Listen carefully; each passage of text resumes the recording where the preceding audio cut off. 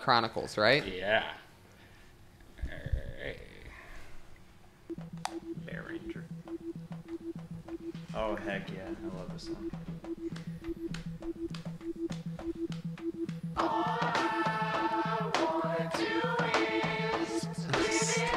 You can't play music.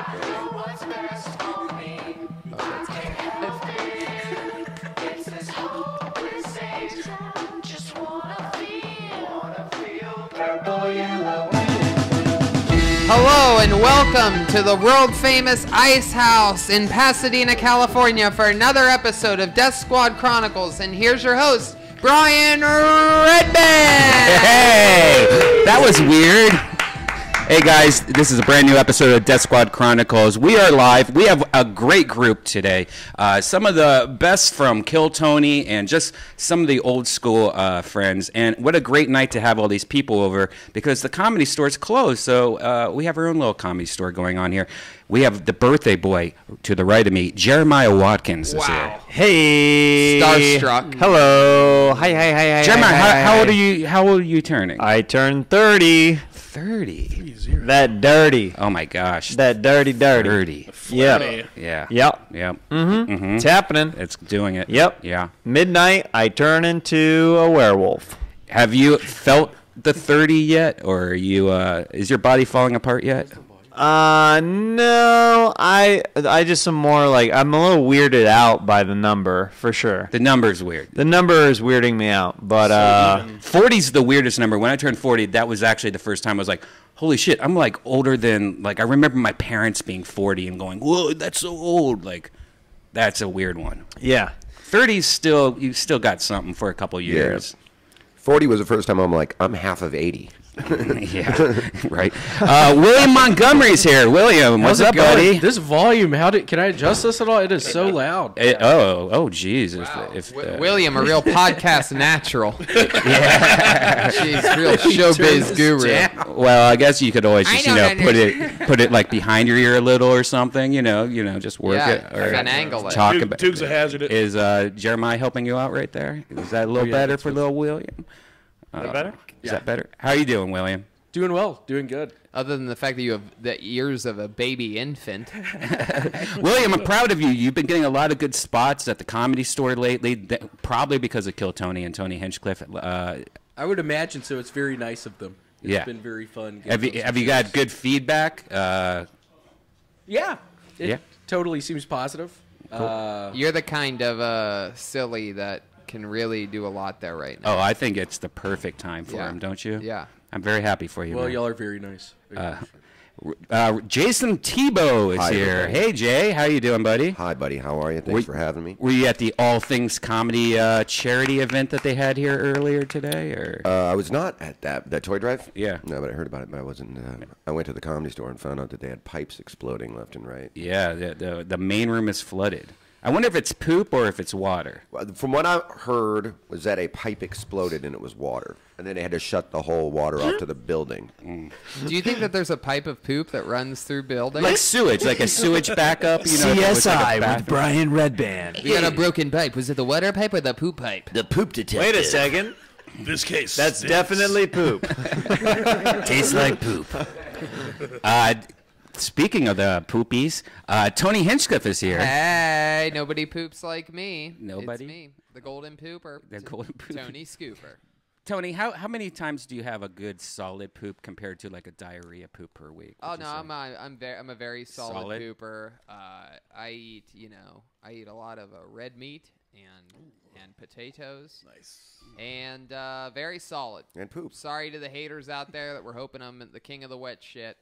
It ain't happening. Solid poop. Speaking of diarrhea, Ryan Mervis is here. Ryan, haven't seen you in a while. It's good seeing you, buddy. Back in the saddle. You're working at a cool little spot here in Hollywood, or Sure. how's that going? It's good. Yeah. It's a bar. It's a Hollywood rooftop bar. It's what you would expect. Have you been going up still? We never see you anymore. I know. I've been getting back in. I've been diving back in the last month or two. Yeah, it feels good. I feel like I should have done this a long time ago. You have a couple of new Disney movies since the last time you probably were on stage. I've got like 8 new punchlines. It's been that long. All right, well, I'm going to check on the show if you guys want to discuss.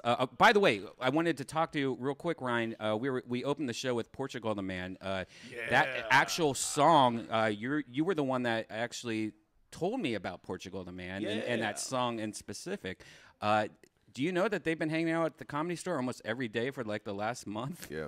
Do you know that texting me is an option? Oh, okay. Yeah, they're out here recording an album. They rented a house for like a month and a half or something. Really? Yeah, That's fucking awesome. I've been getting like drunk texts from all of them every day. That's great, man. Yeah, I've crazy. been talking to them a lot. Yeah, they're pretty real cool. Yeah, pretty cool. Very nice guys. Alaskans. Yeah, all Alaskans. Yeah. Well. Wow, 1, 2, and 3. There they are. The Verzi Verzi motherfucking triplets. Verzi triplets. So we're about to start the show. I don't know if you saw the lineup. You are bringing up. Who are you bringing? I got up? bad news, Verzi triplets. You're going up first, second, and third. You're bringing Quincy weekly. Has anyone seen Quincy? Whoa, no. I've not seen Quincy. All right. If you don't see Quincy, then he moves to the bottom, and you're bringing up Ryan Mervis. Ooh, sounds sexual. So just remember Ryan Mervis. I'm ready to go check on the show, see if I can find Quincy. I'll be right back. You guys keep it going. Keep it going. And here we go. This is an official Death Squad Chronicles commercial break. Hey, why don't you talk about where we're going in February? Yeah, and January. That's going to be exciting. Phoenix on the 26th, the daytime Kill Tony. For those of you that are fans of the daytime and comedy shows, it's Royal Rumble weekend, so we're doing an early one there on Saturday afternoon. And then we go to Europe. We're going to Dublin, Ireland, and then London, England for episodes of Kill Tony live from a rock venue in Dublin and a theater in London, England, and it's going to be chaos. That's my theory. The Bloomsbury Theater in London, and on Monday, we're making another announcement and announcing another European city that we're going to. What does it rhyme with? It rhymes with Clamchester, or maybe even Fanchester. So Rome? Fanchester, Bengland. Okay. Yeah, that's going to be a real mystery. In the Can't wait for that big announcement. United Kingdom. Wow. In the Rue K, Yeah. as they call it. So you guys are going to be gone a month? No. How long Nope. It's going to be a short, fast trip. Oh, yeah? It's, In and out. It's 3 continuous days of Kill Tony, and then I'm there for another 6. You're doing stand-up there as well, right? Yeah.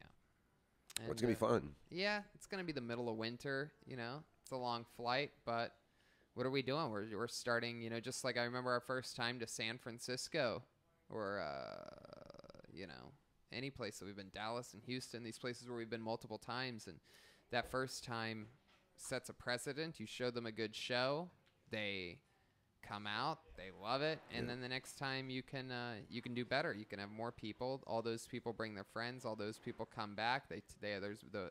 The base is just getting bigger.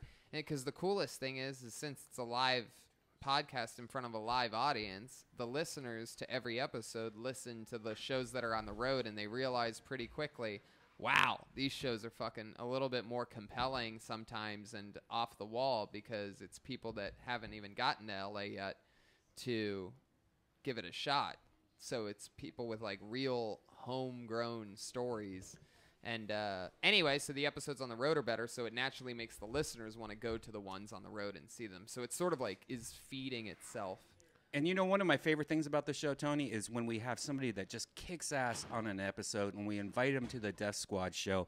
And we have somebody right next to you who was on a few weeks ago. Ashton Tate's here. Ashton, welcome to Death Squad. How are you doing, man? Hey, I'm good. Thanks for having me. Hey, Ashton. Yeah. Remind us, how long you been doing comedy for? You've been doing it for a while, like Yeah, 5 5 years. years, yeah. And you're from where originally? Orlando. Orlando, that's right. It's been a while. It's been like 4 weeks since we saw you or something like that. Yeah, I something think. like that. Yeah. What happened during that set? I can't quite remember. What did we talk about? What was the most interesting part? What part do you think I enjoyed the most? I said I did low-level accounting.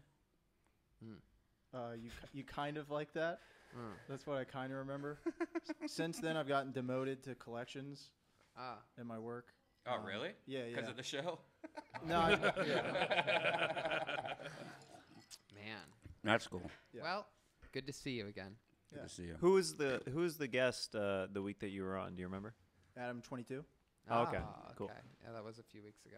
I'm wearing my No Jumper hoodie right now. Oh, there you go. To all the hip hop fans, the 4 crossover diehard hip hop fans. Yeah, Adam actually put out a blog of that show. If you go to his YouTube channel, there's a whole blog behind the scenes of him being on Kill Tony. That's pretty cool. So tonight it's a special night because of Jeremiah's birthday.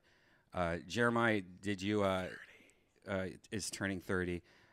Did you get any presents yet? Have you got any gifts from the parents? I'm one of those guys who I wait till the actual day, so I've got a few things that I've received in the mail, but I will open them tomorrow. Wow, you are disciplined. Yes, I am. I've had one that's been sitting for 10 days, and it's been staring me down every morning I wake up. Is it a dog? It's an Amazon package. Oh, so we know that today you definitely had cake and pizza because today is Friday, and that's what you do on Fridays and Wednesdays, Thursdays.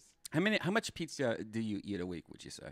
I have probably at least 2 to 3 times a week. Nice. 2 or 3 times. Wow. What are your thoughts on anchovies? No. Why? Why would you do that to? Good. Why'd you do that to a pizza? So your favorite pizza is what? Pepperoni and cheese? I like meat lovers the most, but if I'm going to like a build your own kind of place, I will definitely put like jalapenos, banana peppers, make it spicy. Yeah. That's why I like one of my favorite spots in LA is this place called Lucifer's because they have custom spicy sauce. Spicy sauce. Yeah, they just opened a new one too. Did they really? Yeah, on Sunset. It's really what on over Sunset by the Rite Aid and the 2 Denny's. Oh it's my on Sunset Gallery. goodness, that's amazing. Yeah. So whenever I go on the road, I definitely always love checking out new pizza spots. So I always enjoy the recommendations from the locals in the different cities that we go to with either Kill Tony or whenever I'm with Tony on the road. What are your thoughts on Papa John's? That's probably my favorite pizza. Do you like Papa John's? Yeah, I actually do. Do you like him more now? Do I like now that he's gone? Yeah, or that they stood for something. I don't know. Maybe that's why. I mean, William likes it. Definitely tastes the same. I don't taste like more proud eating the pizza. Or anything like that. William didn't even start eating the pizza until Papa John said the N-word. Yep, I heard that, and I ate the pizza, and that garlic sauce. Oh yeah, the butter. Oof, that is, oh man. I'll tell you a pizza that surprised me the other day. I like a thin crust pizza, and one of the worst pizza places in the world, in my opinion, is Little Caesars, just because it's like just horrible. It's like $2. It's a good bargain pizza. The pizza itself is so horrible that I actually use it just as a pizza crust, and then put my own pizza like toppings on it and recook it. Well, you like scrape off the topping? No, I just put it on top of it because it's so bullshit. Ooh. But they have a new thin crust. It's $1 more, and it's actually pretty decent. I recommend that. So sometimes you'll get a Little Caesars pizza and then put your own ingredients. Yeah, I just use it as a crust. It's a cheaper crust than you buy at the grocery store. You scrape off the sauce and the cheese and the topping. No, I just put it on top because it's so bullshit. Instead of a stuffed crust pizza, it's a stuffed pizza. Yeah. Hold on. What do you put on top of the? Like more sauce, because usually Little Caesars like has barely any sauce, and like the cheese is awful. It's barely anything. The next time you do that, will you please save me a slice? I have to try it's this. So good. I can't believe we haven't seen this on any of your middle of the night refurbished Periscope. I refurbish a lot of food. Well, actually, my girlfriend refurbishes most of it. Like we make it better than it originally was. You upcycled it. Yeah. Having a Flip toaster that oven. Pizza. Yeah, my favorite pizza topping is pizza. Hey, you have a Little Caesars near you, but you don't like how it's not enough pizza? Order a pizza and just put more pizza on top. That's the way to do it. Pizza. Ready to start? All right, cool. So we're starting the show now. Verzi triplets are up, and then I guess Quincy Weekly is not here. I better run and tell him to bring up Ryan Mervis, though. All right, well, there you go. Quincy and Brian Simpson are not here. Oh, man. Mervis, your opener should be, I'm as big as all three. This is what, I don't know, something about like how you're like all three of the triplets in one. That's a pretty fire opener. You should be like, I am what the, I don't know. No, don't give up on it. It's almost there. Or you could go down there like you just saw 3 of the 7 dwarves, and I'm the huntsman. You know, huntsman. Yeah. What Snow about White Snow and the White? Hunts? Yeah. I'd rather be Snow White Where'd than you the get huntsman. that? Where'd you get that Where'd you get that headscarf? Which Look at one that. am I wearing today? Has vegetables on Got Oh, it's got mushrooms on it? yeah. it. How much? I got it. A friend of mine gave it to me at Lightning in a Bottle. All right. Lightning in a Butthole. Real quick. You guys both have very strong beard game. Prove it. How long did it take for each of you to get it to those points? About 2 months. For them, not me. That goatee Hey, is pretty Hey, strong. yo. Come on. He's talking to these 2 gingerbread men that are here. Live in studio. Brian, you're going to bring you're going to be second. They started about 2 minutes ago. Okay. So you got about 6 minutes. Sick. Mine took maybe a couple years, maybe 2-3 years. But I haven't trimmed it in like 10 years, and it just stops growing. It stopped growing here. Oh, really? Yeah, and then it hasn't grown since. Do you think if you trimmed it, that it would get Yeah. like longer? Same thing with my hair. It only goes like it's like at the small of my back, and it's been that same length for years and years. I'm looking at your back. There is no small of it. By the thick of my back. Oh, I see. I see what that part is, for sure. The whole thing. For me, this has been 2 weeks. Come on. No, it's been 6 months. 6 right months. when I got my current job. Do you have a weak chin? Yeah. Do you have a It's weak a chin, nightmare. Ryan? I've got a couple of them. Couple weak chins? When you say your chin's a nightmare, William, what exactly do you mean? I mean, it has pimples all over it. I have scars on it. What do you have scars from? I have a scar on my chin. Mine was I was running away from a German Shepherd. That it just so happened at that period of my life as a little kid, I was more afraid of this German Shepherd than anything in the world. It was around the corner from my uncle's bar, and the German Shepherd was always tied up on one of those fucking, those dirty fucking Midwest chains where you screws screw into the the thing ground? into the ground, Yeah, but it I know. never works. It was like Right. the clowniest system ever. And sure enough, one rainy day, it was pouring down rain, and I look over near where the German Shepherd always is, and he's staring right at me. And something in my gut, I remember, was like, this dog is off its chain. How old were you? And sure enough, I look, and before it even started running at me, I looked, and I could see the whole screw thing just laying there. And I started to run. Instead of walking away calmly, I just started sprinting, and the dog came after me. And I took a corner and hit my chin on a railroad tide. Remember those? With the wooden railroad tides? Yeah. I took a corner hard, but I went in the rain, so it was like whoop, feet up, Snoopy style. And all the weight landed on my chin right my onto God. a railroad tide. I didn't realize anything had happened until minutes later when my sister's like, oh, my God, there's blood everywhere. What the fuck happened? And I'm like, Did oh. the dog just come up and lick you too? Like, what happened with the dog? I think the dog felt bad, like, for me. I think the dog's Yeah, like, my- oh. My day is done here. That's what the dog Yeah. did. I've done good The enough. dog, like, felt bad and ran back. I really do. It's like one of those situations where a little boy's like, ow, and then got up and kept running. The dog's probably like, faggot. I have a scar right here in between my eyes because I got attacked by chickens when I was 3 years old. Oh, I got to hear this. I was at some kind of farm, and my was great grandmother at was on. KFC. I was at KFC. Yeah. Since now- then, A bucket of chicken. since It was then, a Red- bucket of chicken, not chickens. Since then, Red Band has made it its life work to get back at these chickens. By Get eating revenge. as many as I'll possible. get you. Hey, that reminds me, and I want to get back to your chicken thing, but they're building a Chick-fil-A right next to you. How fucking excited are you? I'm excited, but it seems like the worst idea ever because that location, there's nowhere for these cars to Yeah. go or to park. It's Yeah. it's like in and out, like wherever you build an in and out. Traffic's Goodbye, that fucked. area is Yep. that area is Yeah, fucked. they're going to have to turn and burn, man. Yeah, they're gonna have to do something. That one on Sunset's a nightmare. The In and Out Oh, it's by the high worst. school. You can't even get that anywhere should be near it. almost illegal. Like you can't just make a business that ruins a street. Like that whole street. Imagine living on that street and you have to. That place is making money. It's- That place I is can't even- never not packed. I can't even imagine. And it's probably a ton of cash, too, because it's a bunch of kids and stupid people. Because it's, like, not the Right. nicest area for an In-N-Out. Well, it's all tourists because it's the Hollywood In-N-Out. So everybody goes to see the Hollywood sign, and then they'll go to In-N-Out after that, and it's just like this big tourist trap. Right. It's surely no Wendy's. Do you ever eat at Wendy's? Yeah. I love Don't get red bed I love started on Wendy's. Frosties. I love mean, Wendy's. Yeah. I love Wendy's. Yeah, Wendy's is up there for one of the best. I got a Dave's double combo. I like the their other day. Twitter. I Yeah. know. They have a funny. They got a great Twitter. Is that true? Yep. Oh, never knew. They crap on McDonald's and other like companies and stuff like that. That's good. Yeah, Yeah. it's pretty smart. I remember Fast food growing up beef. right down in Mississippi, there was a Wendy's, and the Wendy on the sign literally had brown skin on it. Like the sign up in the. Oh, their I bet big that sign. was so old. It was funny. It was the only black Wendy's I've ever seen. I was at a Wendy's in Oakland, and I accidentally stepped on a ketchup packet, and it somehow projectiled upwards onto the shoulder of a man, and he thought he was shot. What? Really? Yeah, the sound of it and the impact on his jersey. He was like, "Oh, I've been hit," and it was just ketchup. You must be like PTSD Yeah, from like yeah, war yeah, or something exactly. like that. 100%. All right. Do you guys watch YouTube? Do you have like a favorite YouTube show? Like, I've gotten really into YouTube recently, and one of my favorites is like Good Mythical Morning and the Try Guys.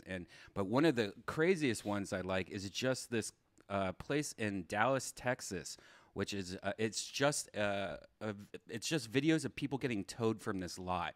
It's a webpage design company, and I guess their parking lot's near a bar.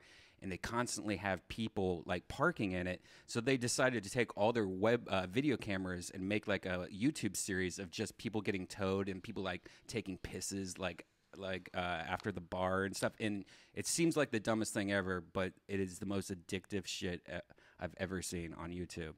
I'll show you a little part of it in a second. But do you guys have any YouTube finds that you constantly watch? I like that Hot Ones show where I everybody like eats all Hot the- Ones a lot. Yeah, me too. Yeah, I saw you did a thing with that guy. Yeah, I did ate Crazy Chicken or Howlin' Rays or whatever it's called. It's super Pawn spicy. Stars has a. I'm a big Pawn Shop fan. Pawn Stars has a hell of a YouTube channel called the Iron Tabernacle. I don't know My why they call it amazing that. wife just texted me. She happens to be chilling in the corner of the room. She texted me to let me know that Trader Joe's has actually started their own podcast. I guess she went into the grocery store the other day. And there Like was that a- location or just all Trader Joe's? Is it like a Trader Joe's podcast or just that location It's as a Trader podcast? Joe's. Wow. It seems to be a new Trader Joe's, official Trader Joe's podcast. Can you imagine what that must be like? So I was stocking shelves the other day, and So here's the thing I'm talking about. Okay. And I wanted to like visit this place so bad. So what it does is just like has these stupid facts of the cars that park there illegally. You know, like in fact, 2014 saw BMW go without a single JD Power Award for reliability and blah blah blah. And then it kind of gives, it like makes a story, and then also it shows you how fast tow truck drivers can tow your car. Look how fast this is. Oh, they got that down. Dude, I didn't even know this was a thing. Watch. Do they play that music out of the back of the tow truck? Look, that's it. You're towed. Wow. How crazy is that? That was quick. Yeah. That was under 15 seconds. Oh no, it's crazy. And then they usually have two of these tow trucks, and then it goes with the story. It shows them come back later, or it shows different cars. So then let's fast forward to the car. The woman coming. Oh, look at this. Also, it shows like different things. Like there's a guy on this side of the car right here that's just laying on the ground. They're like, what is he doing? It's Andy Dick. And the guy ends up like in the street. Look at this. He's just laying in this. Yeah, it's definitely Andy Dick. Yeah. But the best thing is watching the people come back to their car and going, what the fuck? Anyways, I'm not sure why I like that so much, but it's Wait, I very want to see her addictive. reaction yeah, to let's that. see it. Okay. I'm just about to come. Some are better I know, than me too. others. Some people just start pissing everywhere and Oh, like. that's the best. Oh my god, for some reason. I'm fucking. Oh. You're so stupid, Susan. I'm gonna get a picture of this and I'm gonna show the judge. I'm gonna sue the fuck out of them. And the funny thing is oh, she's smoking a joint. The funny thing is that the wall that she just took a picture of, there's literally like 20 signs that Say say no you're parking. going to get towed. Anyways, I highly recommend it. If you want to check them out, they're on YouTube. How They're- did you find this Uh, show? He finds the weirdest shit all the time. He always is the king of it. Yeah, it's Brian- GTOGER. anyways, check that out. do You know find- how I found that out? Yeah. YouTube recommended it to me randomly, and I tweeted about it, and almost 200 people were like, "Holy shit, that's so weird! I just started getting addicted to this show, also." So there's that. No one else has any? Jeremiah, you don't watch anything on YouTube?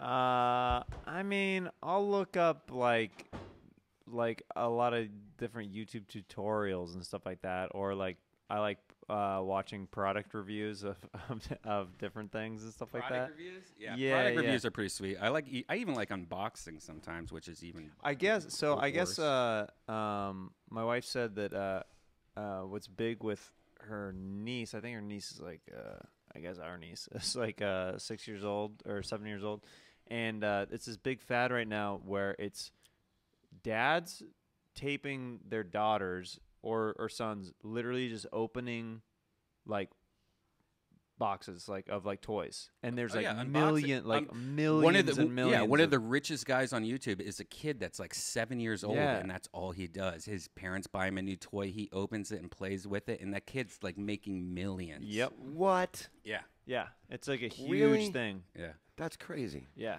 Another kids like love watching it.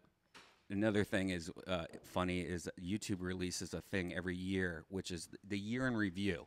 And it's pretty much used to be a collection of all the popular people on YouTube. They took the best parts of the year out, edit together. But recently, they've been like making these really cheesy, like they don't even have like the YouTube stars that most people like. It's just cheesy like commercial shit. And the latest one just came out, and it got such bad reviews that it's now the most negative reviewed video on YouTube. Like I think it has over 10 million dislikes on it. So it's pretty funny, like YouTube's own video. Hey, Brian, Yeah, do you mind looking up my favorite YouTube channel, please? sure. I think y'all are In for a surprise. in for a treat, actually. Okay.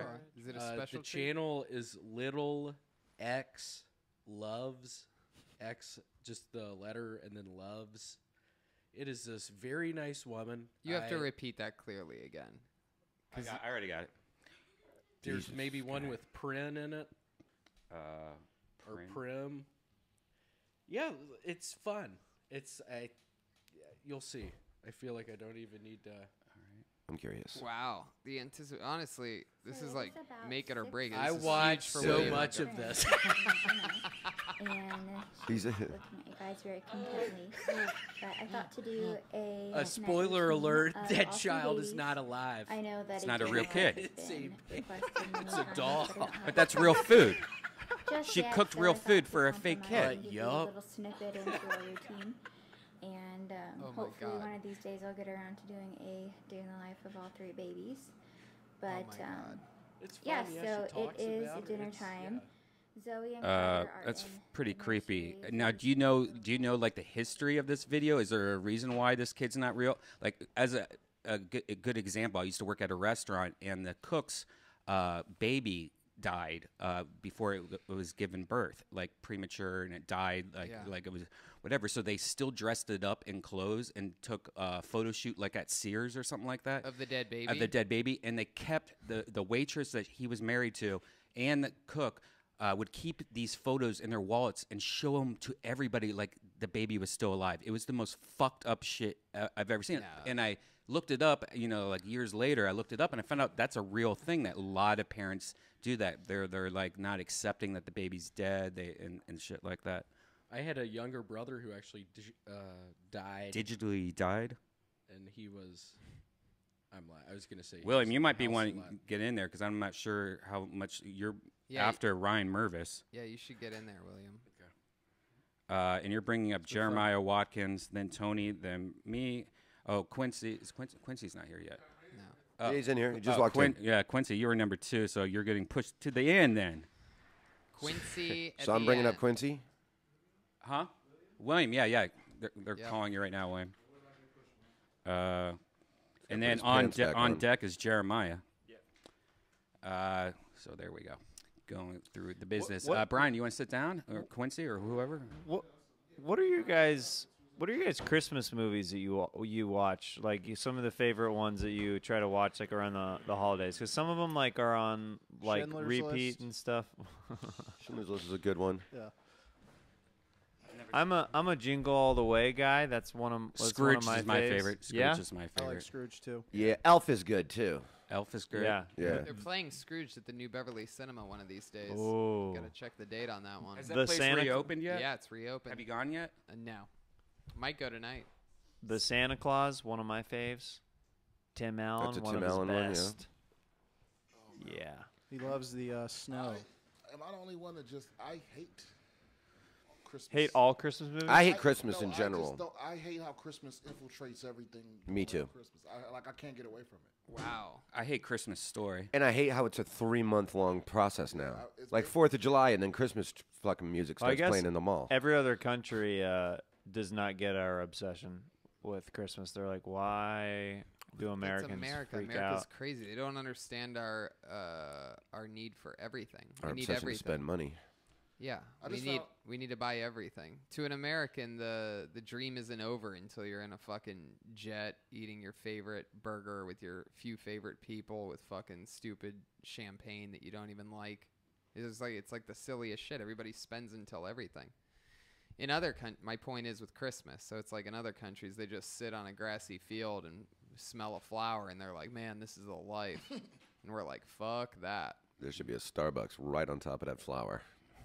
I just found out that we're obsessed with paper towels. We use more paper towels. Hell yeah. Really? than every other country. Wait, everyone else combined. uses Then every other regular country towels? combined?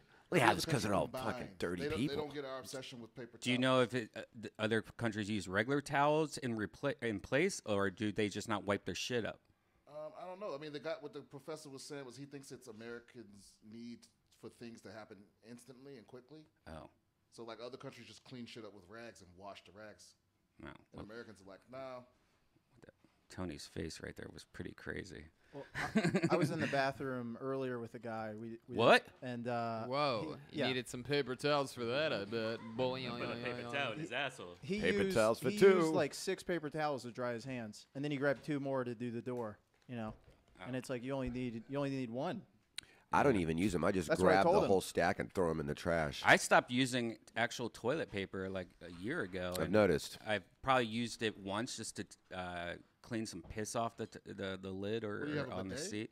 No, I'm only the wet wipes now. I'm Oh, you're only wet going wipes. all the way there, huh? You don't do a coat of the dry toilet paper after your wet wipes? No, I wet it so much Oh, that no. that and then it just It seems it all wrong. quacks a little for like an hour or so, and then No. Have you tried wet toilet paper? It's cheaper.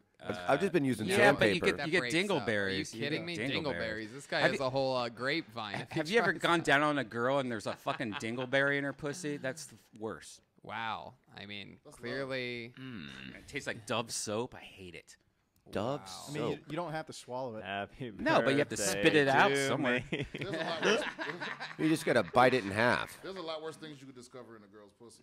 Like what? What's the worst thing you've ever discovered in a girl's pussy? Hamster. Some people call you the Christopher Columbus of pussy discoveries. Just a horrible smell. Oh, One the time, smell. I went to go down on a girl, and her pussy smelled like that green juice that drips out of dumpsters.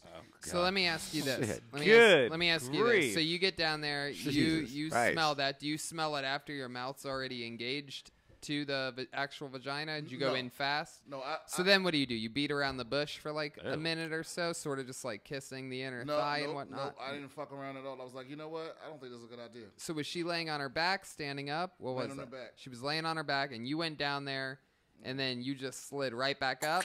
I just, I don't think You, this is a you good idea. hiccuped. Oh no! You have to kiss around it and work your way back up respectfully. Yeah. in my opinion. Yeah, you have to kiss your way around it and pretend like you're almost like teasing Yeah, her, you're but teasing it's it. not. It's not really a tease Right. at all. It's a you yo just put it pussy stank. Yeah, and then- Welcome to another episode of Yo Pussy Stank Oh, with yeah. your host, the Verzi triplets.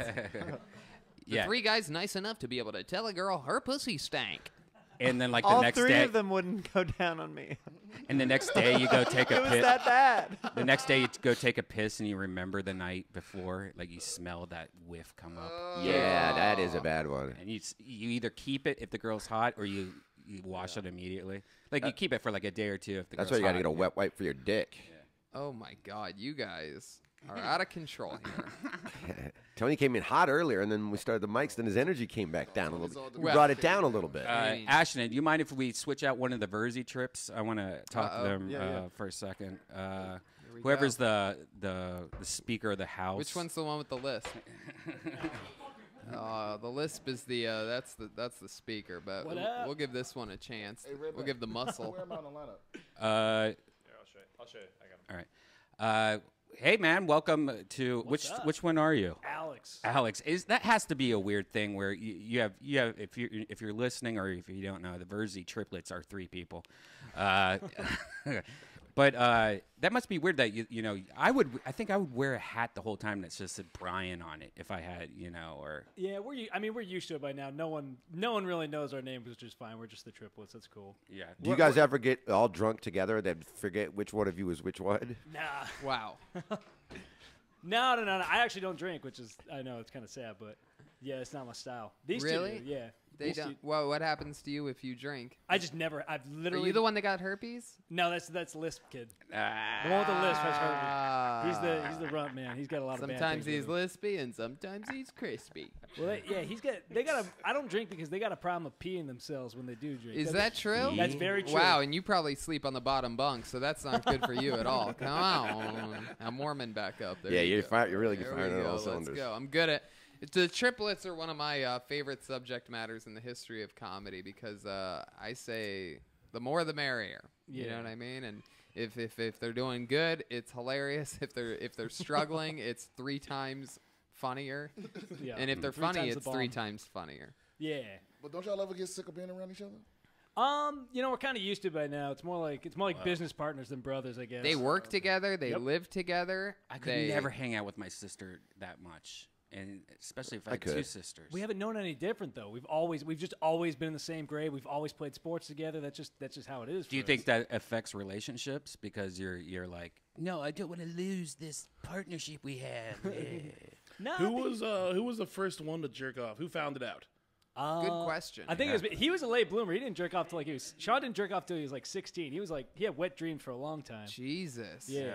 You guys all throw each Did it other into the family bus. I really, I'm loving They'll it. come on and do the same thing. Did it soak through like the triple bunk bed that you guys have? Yeah, a Wait lot minute. of cum. How did the first one not immediately go to the other 2 and be like, you got to fucking try Yeah, this? we're gonna be rich, guys. Here, I'll show it to you. I'll show you how I did it. Yeah. Yeah, I did it wrong the first couple. How'd you do it? months. There's no doing it wrong. Well, I did it like I was climbing a rope rather than like a gym rope. I was going like this the whole time. The old milk a cow trick. Yeah, Jesus. yes. Actually, pro technique. So I would be in there for like 30, 40 minutes. I bet. And it still would be like, I'd be like, I don't know why everybody's cracking up about this. And then I started doing it like a joystick kind of thing. And it took a while, Wow. man. Joystick. Dude, it was. And then See, I finally never figured even it out. did it that way to start. I just humped pillows So for did like I. 10 years, 15 years. Probably 10 years. for I me. remember I was like 28 when I was like, you know what, I'm going to try this hand thing. And I just put tons of lotion. I'm like, oh, that's not bad. 28? I was probably bad. 20. Shit. I was probably 20 Yeah. first time. Humping pillows was pretty good. It 20. just Oh, all your I- pillows had spots No, on no, it. no. It I still was is. like him. I used to fuck like pillows and blankets and shit. I didn't like Never. jerk off with my hand. Bro, one time Till I was like 20. One time I embarrassed my stepmother because my fucking elbows were so ashy. Uh-huh. And that night when I took my bath or whatever, she was like, "You put lotion fucking everywhere." And so then I put some on my dick, and I was like, Oh, "She hold on. know?" What age? What age? I was 12. Okay, yeah.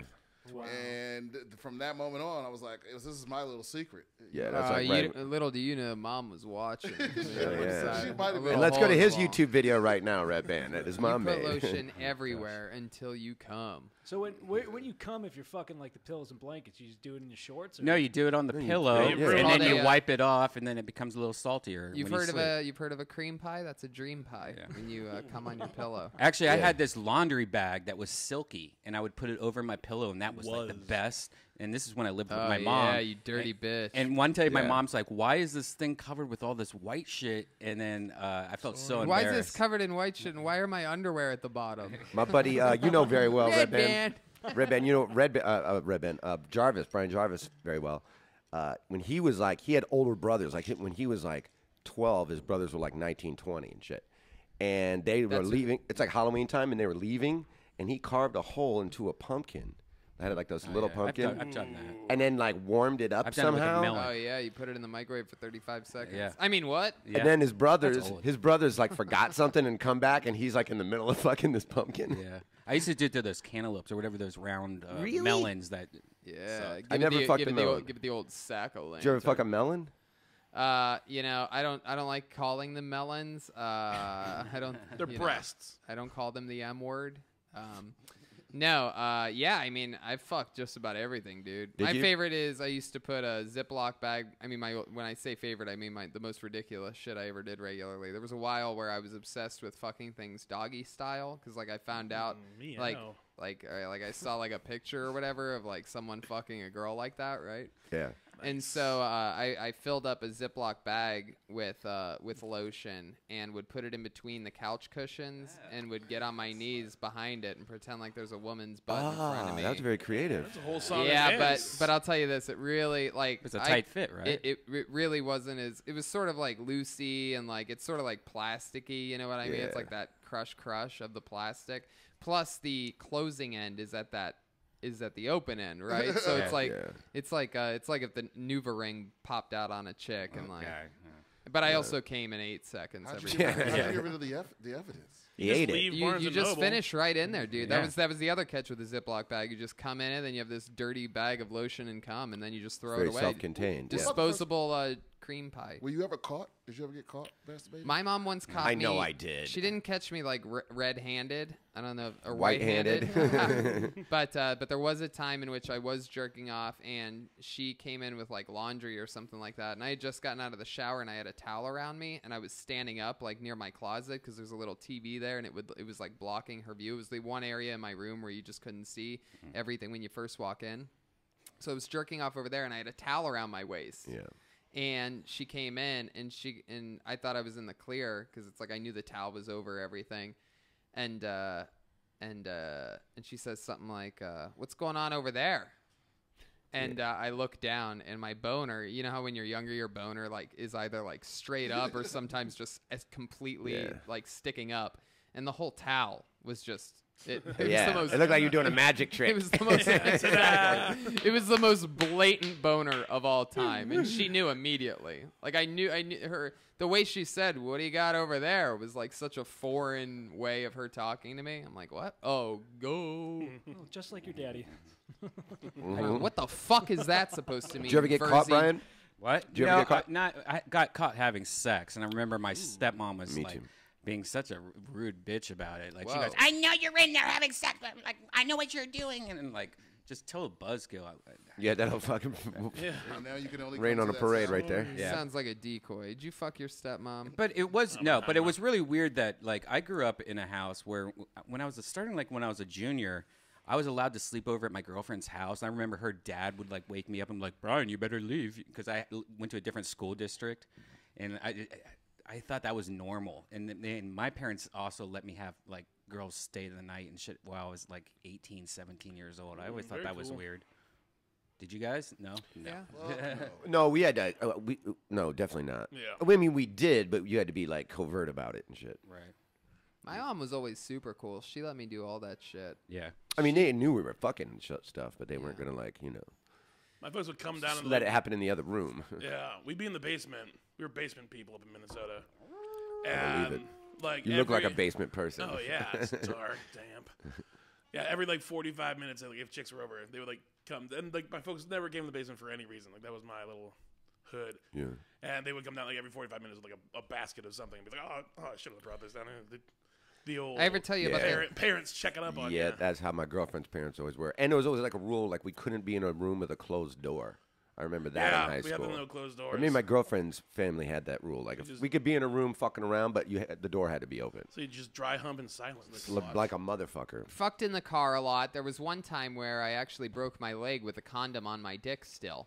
I had What just bone had did you I break? had car sex with my high school girlfriend after high school.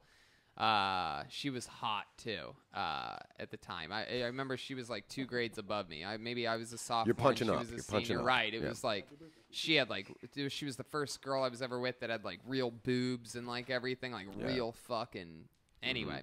So we had car sex, and in her car, and she dropped me off at home, and I went to get my backpack out of her trunk. Right. And I guess she was like out of it. Of course, she had just had sex with me. Yeah. And she didn't This guy. know that I had my backpack in her trunk.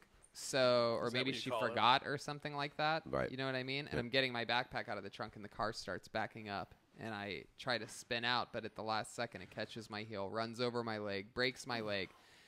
It's in front of my house, so my girlfriend at the time was literally like, Mrs. Hinchcliffe, and my mom comes out like, what the fuck? And she took me to the hospital. My leg was completely just broken, and but I still had the condom on my dick because my plan With was cum in it? Yes, my plan was. You love putting your dick in bags, bro. Yeah, exactly. My plan was that when I got home, I was gonna, you know what I mean, whatever, flush Drink it down it? the toilet or whatever. Yeah, drink it down. Frame it. No, he's going to frame it. But what's My funny, first boobs. what's Freeze funny it for is a that I go-kart? ended up realizing like, oh my god, I'm going to the hospital now. I have this condom on my dick. Like I didn't know what happened. It's the first and only bone I've ever broken in my life. So I was thinking like, oh my god, maybe they're gonna do X-rays. I don't want them to see this condom on my dick, or else I might get in trouble from my mom at the time because I didn't want her. Well, it's to... also a crazy surprise for whoever's doing the X-rays. Right. So I remember I took off the condom in the back seat of my mom's car while she was driving the car. And I put it in the behind the passenger seat, you know, that like magazine holder thing that they have. Oh, on- like an airplane thing? Yeah. yeah. Did you tie it in a knot at least? I probably didn't have the. Is it still there? I think it might still be Is that there. what Kendall with the golden pony persona? Let's FaceTime with my mom right now. She still have that car? Yeah, go out to the car. Wait, didn't then you had to go back and retrieve it once you had a cast on or something? Like, Yeah. Yeah. you had to be thinking about it all the time, like the telltale heart, like it's just like beating in the thing, Oh, like that totally. goddamn loaded condom in the back of my mom's. Telltale heart is exactly. It was telltale fucking condom. Yeah. Dude, check this out. Yeah. Mervis just gave me this necklace, and I don't know if you guys can see this, It's a but belated birthday present. if you look through it, it gets trippy. That's cool. Yeah. That's sweet. Thank you very much, Yeah, man. What's it called? It's what the fuck is it called? It's like an infinity lens or something. It's from Glow FX. That's great. It's a monocle. That's cool. They're really fun when you're on a bunch of acid. Yeah. Red Band, what's this new video game you keep posting about that you seem obsessed with? What? Oh, Katamari. It's like, what? Yeah, what is It's it? actually an old game. It just came out for the Nintendo Switch. They like remastered it and stuff like that. It's just this game where you're like this little prince that rolls up. You have this ball that sticks to everything. And the more you roll up, the bigger you get that you can roll up bigger things. It gets to the point where you can first like only roll up like a pencil, but then you're like rolling up like books, then you're rolling up people, then you're rolling up houses, and it's just addictive as hell. It originally came out in the PlayStation 2, but it's been on the Xbox. Now it's on the Switch. I'll show you some video of it in a second. Sandra's here. What's up, Sandra? What Yeah, up? baby. Fella, What's happening? Best mustache in Hollywood. Oh, it's dude. solid. It looks real good. Yeah, it looks Thanks, great. Yeah, Thanks, man. Looks great. I feel good in it. I You feel look like I've it. finally grown around it. yeah. Yeah. Your face is shaped to it. It is. You've got a nice mustache face. I got it's a crescent moon Yeah. mustache. Yeah, Yeah. That's my face is a fucking moon, anyways. So here's the opening sequence of it. Okay, this is just great. I love it already. I know. Well, And- the videos he's been posting have been crazy. I'm like, what the fuck is he doing with himself? And this is the guy in the is the king. That's your dad, who's just like super K, but he's little hilarious. overbearing. But hilarious. So this is the re-roll that just came out. This is your dad. He goes on a bender and like destroys all the stars in the galaxy. So he's having you go to Earth. Makes It sense. looks like my dad.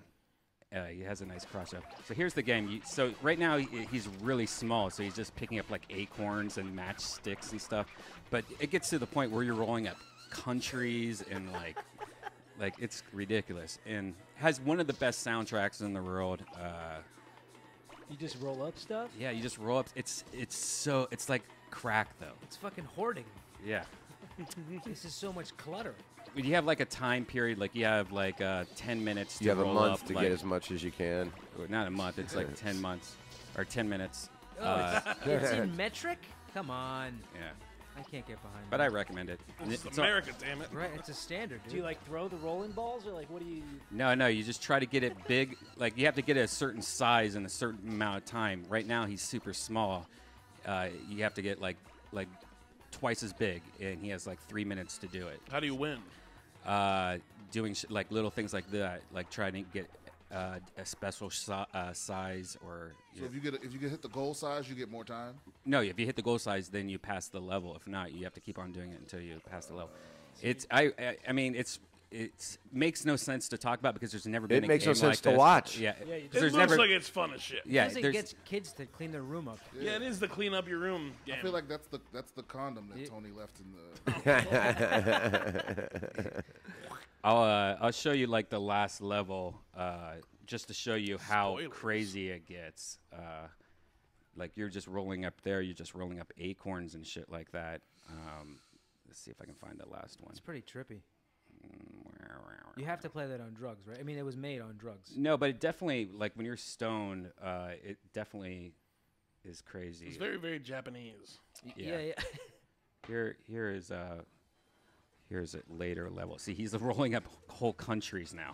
That's ridiculous. What the fuck? Yeah. It's so funny. I was listening to you talk, but I was looking at a text, and then I look back up, and it's this. Yeah. So just to kind of give you an Well, then what's idea. after countries? What? Galaxies. Yeah. That's a good Really? point. Yeah. I There would you say go. Galaxies. So get it, Nintendo Switch, or it's on everything. What's it different called? It's called Katamari Damacy. Really rolls out the tongue. Just say put Katamari. Just Well, Katamari. easy one to remember.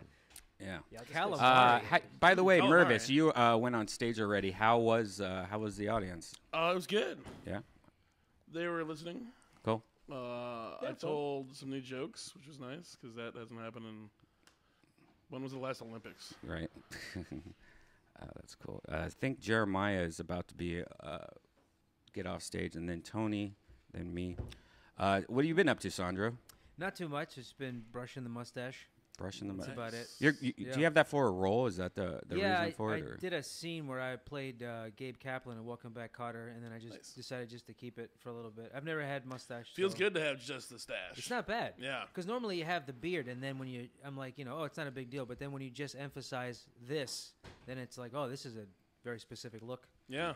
So yeah, I keep it for a little bit. It fits, matches the hair. Thanks, man. Yeah. I wish it was curlier like my hair. That'd be a really unique A mustache. curly mustache? Yeah, just like a bunch of You little. should tiny Jerry little curl the curves. fuck out of that thing. You gotta want it. Should I?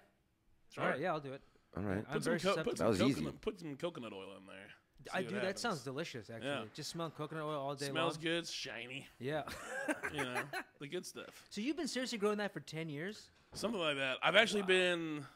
I just shot. I was on Adam Ruins Everything. Nice. I love that thanks. show. Yeah. Yeah, I'll it's be on fun. this It's a fun season. show. And the hair lady was doing my hair, and she's like, "You got great hair." I'm like, "Yeah, I haven't cut it in like a million years. I don't have any split ends." She's like, "Yeah, you do." And I'm like, "No, there aren't split ends." And she's like, "No, You're they're in just split end like denial? that long." And I'm like, "Oh, so it just looks like more hair." So she's like, "Go cut your hair. It'll grow longer. Cut your beard, and you'll have like a crazy wizard beard." And I'm like, So I think I'm gonna go like to a hair salon, barbershop. Have them like just trim Have just it have it essential or- professionally done. Do the whole like get a magazine, read the magazine. How Yeah, long you yeah. trying to get it? How long you trying to get their beard to go? I don't know. I mean, it's been like this for so fucking long, and this is a really manageable. This is a good manageable length. Like you. That can, was so much fun in there. Yeah. Oh man, us too. That was good. Yeah, that was some good. Felt good riffing. about that. Your uncle, not older brother, you son of a bitch. Called me his uncle on stage. That's good. No, I would love. You to were have, killing those last jokes. Oh, thanks, man. The First Disney one's jokes. not. Oh, Oh, yeah. my gosh. Closed. Oh, on it's one of my Disney. fucking favorites, dude. Yeah, it's just stupid puns. It's beautiful. It works. Oh, one thing I keep wanted to going. talk about, I just remembered. Verzi Triplets have a YouTube page, and They do something that I really like, and that's when people try things, like try food or try something weird. And their latest videos, the triplets tried different dog foods, and they actually went to a store and they ate different dog food, including dry and wet dog food. Okay, and they had dog froyo too. Yeah, which actually seemed pretty decent. The dog froyo was by far the best one they had. Of course, it's just probably yogurt. I knew they had dog ice cream. Well, they had one that was like apple and what was it? Apple and fucking no, it wasn't caramel. It was something disgusting. It was like apple and like I can't remember the other one. But seeing you guys eat gross stuff, I like that because it's very funny, and I always like that formula. And was that the first time you ever ate, or you guys ever ate any like dog food or anything like that before? Yeah, I think that was the first time we actually tried I mean, I've had a milk bone here and there, just at a party. Oh, nothing. Just a casual milk bone, but nothing not like the actual those Caesar packet, like the fancy feast ones. The wet shit. The wet shit's disgusting, man. Yeah, like they got like gizzard and clay and all kinds of shit in there. Ugh. I remember when I was a kid, I knocked over a bag of cat food, and I was so scared that my dad was going to yell at me. I mean, this is like maybe like 4 years old or something, that I started eating all the cat food off the floor. And then he walked in after I had ate like half a bag of cat food. Jesus Christ. And I still remember that taste. Like I don't remember anything about anything else when I was that old, but the taste was so horrible. You never forget your first cat food. Yeah. That's one of the things I learned. It seems like, though, with dog food, that it would be pretty decent, though. Like, it would be, like, gravy shit and, like, meat and stuff. The gravy's the worst part, though. The gravy was pretty disgusting. I'm not going to lie. It was, like, gelatin. Because it's like gelatin, and it's, like, ground up whatever else they, like, wanted to get rid of. It's just ground up in there. So, like, there's a little, like, chunks of bones every now and then. Like, dude, it's not... We didn't get the fancy stuff. How much did you eat of it? Just a good spoonful of each. All right. So it's not like we ate there and had a pack each. You know, we didn't do the whole. We didn't do a whole pack. So there was mustard involved? No, he was disgusting. He actually stomached one of the dog foods that we didn't. Nice. And then he's like, "This would be better with some mustard." And he swallowed it. He what swallowed if the the whole chef thing? is watching this and you're like using mustard? The chef fancy feast? Yeah, I don't know. I think it'll be all right. You guys all have like distinct hairstyles and they all fit you perfectly. Yeah. Yeah, it's weird. Well, one of them's it's like choosing 3 different options on Tony Hawk. You just need to be spinning around. Well, they're kind of losing their hair right now. You're not? I still have mine, thank God. Wow, I at that's least keep crazy. it long enough where it doesn't look like it. But yeah, It was throwing me off. I thought y'all were the triplets, but y'all were like fraternal triplets or something. No, we're because you identical. didn't look. I thght y'all looked alike. I was just thinking maybe y'all were the triplets. I did walk in behind them as well when I first walked in. So Right. That's why I thought. I know. Yeah, no, I think he's a little older, and he's got a we can't grow facial hair, man. The facial hair does not. Really? Turn out. It looks like pubes. It does not. Oh, doesn't grow out well. that's Like you guys got gross. nice beards. Like those are nice. I mean, you manly got to get beards. over the hump. Hey, dude, I've tried. yeah. Not done- hard enough. Fuck Wednesdays. We've done like a month with not shaving, and it just doesn't. No, it you got to doesn't go look like 3 months. good. Nah, I can't do that. Commit a summer. You know? Nah, we don't like the facial hair. It doesn't look good. Yeah. Just commit a summer. a whole summer of it. This summer. I don't have the discipline. Yeah. I mean, it's more just laziness than I anything know. else. No, because you still gotta oil it and. I mean, now I do, but when I was growing it, I just didn't shave. That would, like a lot of times people ask me, "Man, how'd you grow your beard?" I'm like, "Well, you don't cut it. It's not really a secret." Now that it's super long, I brush it and put oil and shit. But I just use a bunch of sunscreen. I put a bunch of sunscreen Yeah, on the it. beard looks that's your good. move. Yep. The beard looks good. You also got your eyebrows also got a little extra fluff on them Oh, too. these guys. Oh yeah. Yeah, you got some. Oh, there you go. Look at that. You got a Scorsese and Scorsese. You got here. eyebrow everything. eyelashes. It's nice. If you woke up and somebody shaved it, would you how pissed would you be? I've literally had nightmares of that. Really? Where I wake up and okay. Wow. I'd be bummed. I'd just move. Well, that's part of your whole career almost. Yeah. Your look and Like, shit. is it we're not friends anymore? If someone shaved my beard off, no, we would not. If my friend did it, We're I enemies. wouldn't be friends with them for quite a while. Then I would be friends with them. Then I would retaliate, and it would probably be too big of a retaliation and like explode their car or something, and then I'd be in jail, and then I just grow the beard back. What's the biggest shock though? If somebody shaved your hair or your beard? What would The be hair. like the hair? Yeah, Yeah. yeah, because my hair, I haven't cut my hair in How long is 12 it? years. It's all bundled up. My hair's like down the hair. Because you got your bonnet on right now. Yeah. And I can't see. I got see how long it goes. I mean, it's a fucking mess right now. Oh, dude, look at that. Jesus Christ. Fucking It's, lustrous. there's some dreadlocks in there. I need to do something. Holy shit. That's It's amazing. a lot of. I can't maintain the hair I have. I can't imagine. Yeah, dude, he's like a fucking super saiyan. Have you ever Dude, tied a that's balloon right. to it? Beautiful. That's fucking Broly that's right the now. look. Yeah, it's just like. He's Broly and Yeah. Hercule mixed at the same time. There's just like. If I saw just your hair like on a pillow from the side, I would be so turned on. Thanks, buddy. And I still am. Oh. Did Tony just go on? What's that? 4 minutes. Okay.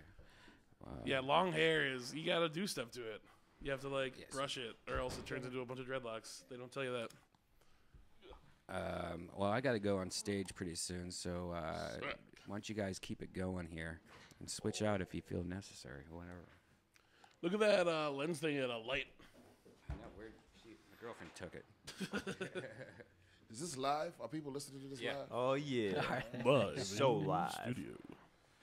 Let's take a couple callers live too. Yeah. Hi, Dave from Tulsa. Dave, how's it going? I'm doing pretty good, man. Tulsa's hot this time of the year, surprisingly, but that just might be the whiskey talking. That's pretty much what Jeremiah does on his show. If you guys don't know, Jeremiah has a show called Jeremiah Wonders, and it's a lot of character, a lot of improv on it. And you've gotten really good at it, I've noticed recently, with like the sounds, different sounds you have and shit like that. It's pretty fun. Yeah, it's a good time. Is it on the fly? Yeah, it's all like I've got a couple pieces of hardware where it's like the way it's worked out is a few different mics, so you actually hear yourself like whenever you lean over to another mic, like actually hear the phone sound. Like it has like a filter already set on it. Oh, okay. So you can hop as like yourself and hop to another mic as like the caller. Like so you can basically have a conversation with yourself if you want to. What's been your favorite character? Oh man, there's been there's so many different ones like per episode, depending on who the guests are. Because some people are naturally like really good at riffing and improv. Like I just had the Sklar brothers on, and like, dude, we just like jammed for like the whole time. Like they're so quick. It can be intimidating sometimes when someone is just such a pro at improving like that. Sure. And just like trying to keep up. Oh yeah, absolutely.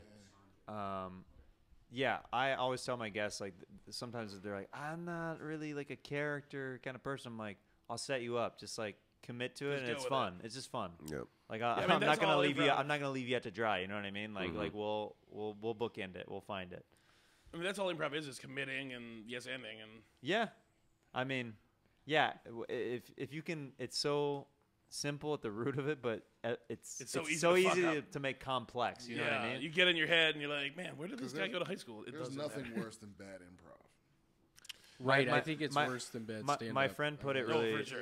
I think. Yeah, it's worse than bad Because stand-up. there's a group of people. Because up it there makes you eating uncomfortable. shit, Yeah.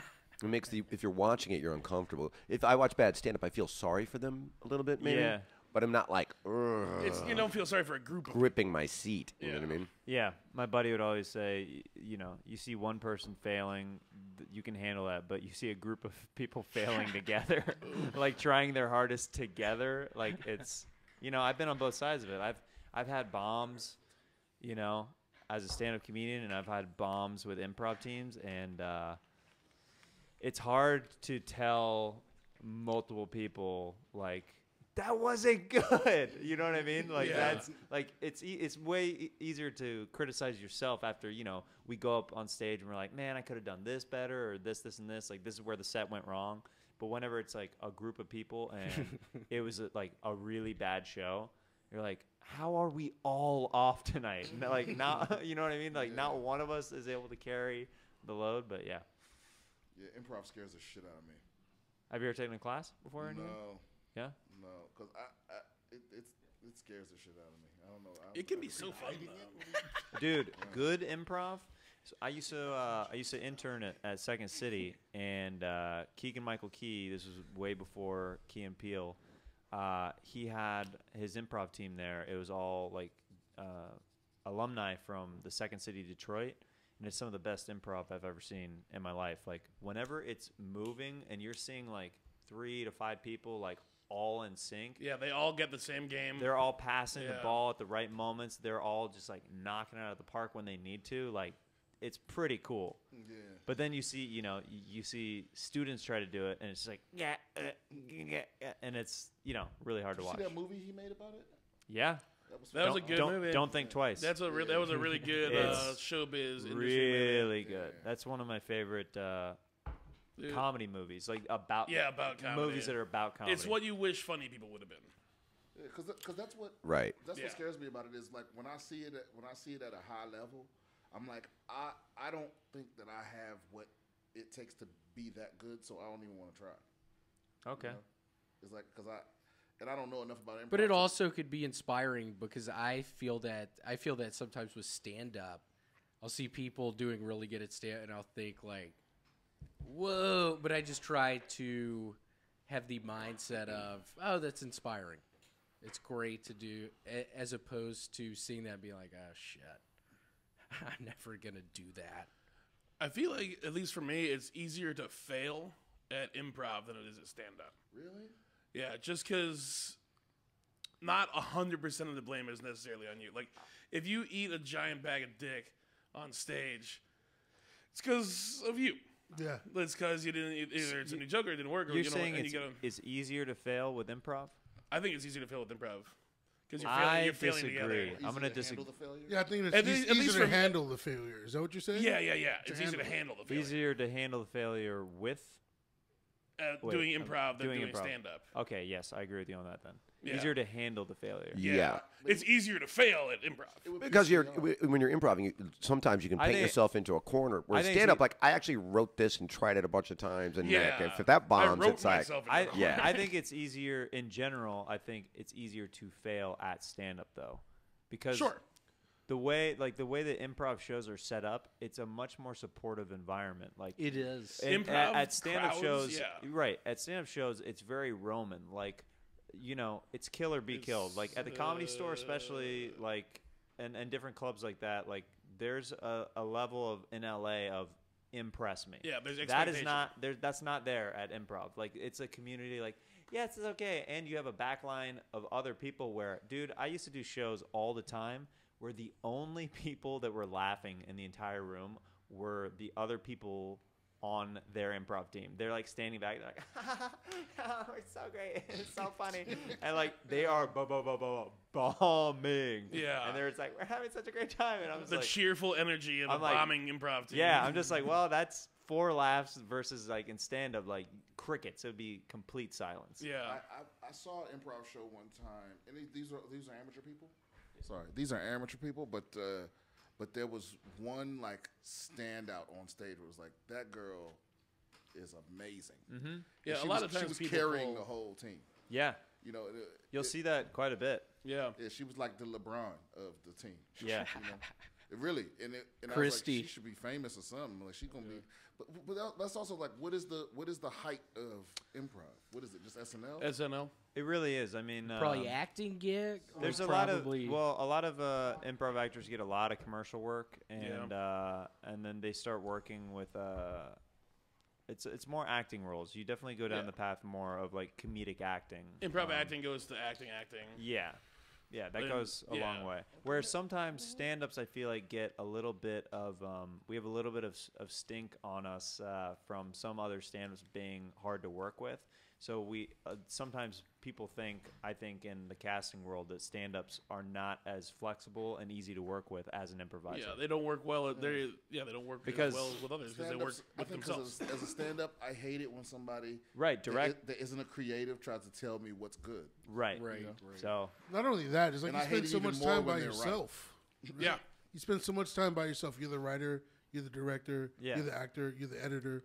Like you do so Booker much a lot of yourself. times. Yeah, exactly. Booker, promoter, valet. crier. So it's like a heckler. Other people are almost like Pant pisser. hecklers. You know what I mean? They're almost you like gotta- hecklers. you You're like, gotta no, really trust. you weren't there when I was working this shit out, and now Right. you want to come in. And Well, I say- think that, and to Jeremiah's point, I think there's a thing with stand-up where it's like you kind of have to fail, it by nature, by the way the lay of the land. Like a joke is never perfect right away, Right. so it has to like be bad in the beginning, but you know there's something funny in it, and then it gets a little bit better, and then you trim the fat, and then a few months later it's like a good joke. Yeah. You know, I think you can't fail at improv.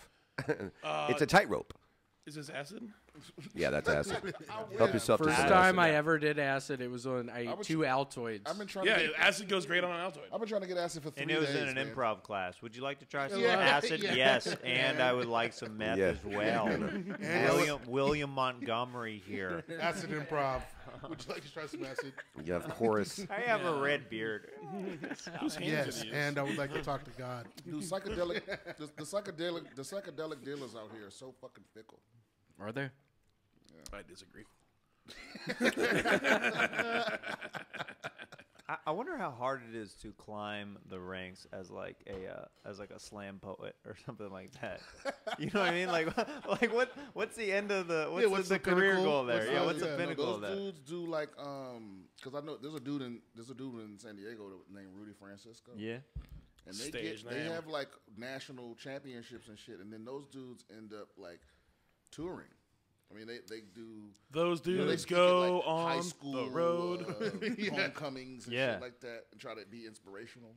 That's what it is. It's all it funnels a lot into inspirational, almost motivational speaking. Interesting. But a lot of that shit's whack too, though.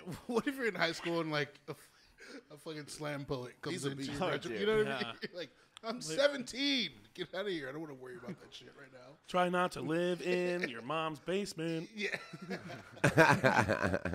Yeah, and they all have the same like delivery. It's kind of weird. It's always sort of like this or like that. There was a time like in the early 2000s in LA where like spoken word poetry like had momentum. Like there was a lot of bars that there's like gigs and bar gigs for all of us and I shit. feel like it'd be all was be on at coffee TV. shops. But there was a lot of them. But there were like a lot of people were always going to that shit. It was fucking really weird. I got really scared. It was really going to catch on. Good thing, I guess. It felt like a You're like, bootleg am I gonna have to take alternative a comedy. class? You know? I used to start. I had a buddy of mine played bass for the band Train, and he had drops of Jupiter. a stand-up bass, and he would come and play the stand-up bass while I would do my entire act, but I would make the segues rhyme. Mitch So I would Hedberg do my style. regular stand-up act, but just like spoken word poetry. That's Yeah, a, that kinda that's- shit. That's a Mitch Hedberg move. His first album, he had a guy on the bass. Yeah, and I would do shit like, speaking of, there may not be a I in team, but there is a you in stupid. Speaking of Cupid. You know what I mean? And then I go into like a dating joke. You know what I mean? Speaking was of crazy. Cupid, dating's hard in LA, Yeah. right? Yeah, exactly. Yeah, never yeah. give You up would the just try to fight. make everything rhyme. So you just take all of your jokes and try to make them rhyme. It was a fun riddle. Meet these bitches at night. Is that when you were a beret my comic, plight. All right. Tebow? Yeah, that's when I was wearing a lot of berets. A lot of berets, a lot of tiny sunglasses. A lot of berets and a lot of money condoms to still on see with you a broken leg. To see you do the slam poetry cadence, man. I would pay money to see that.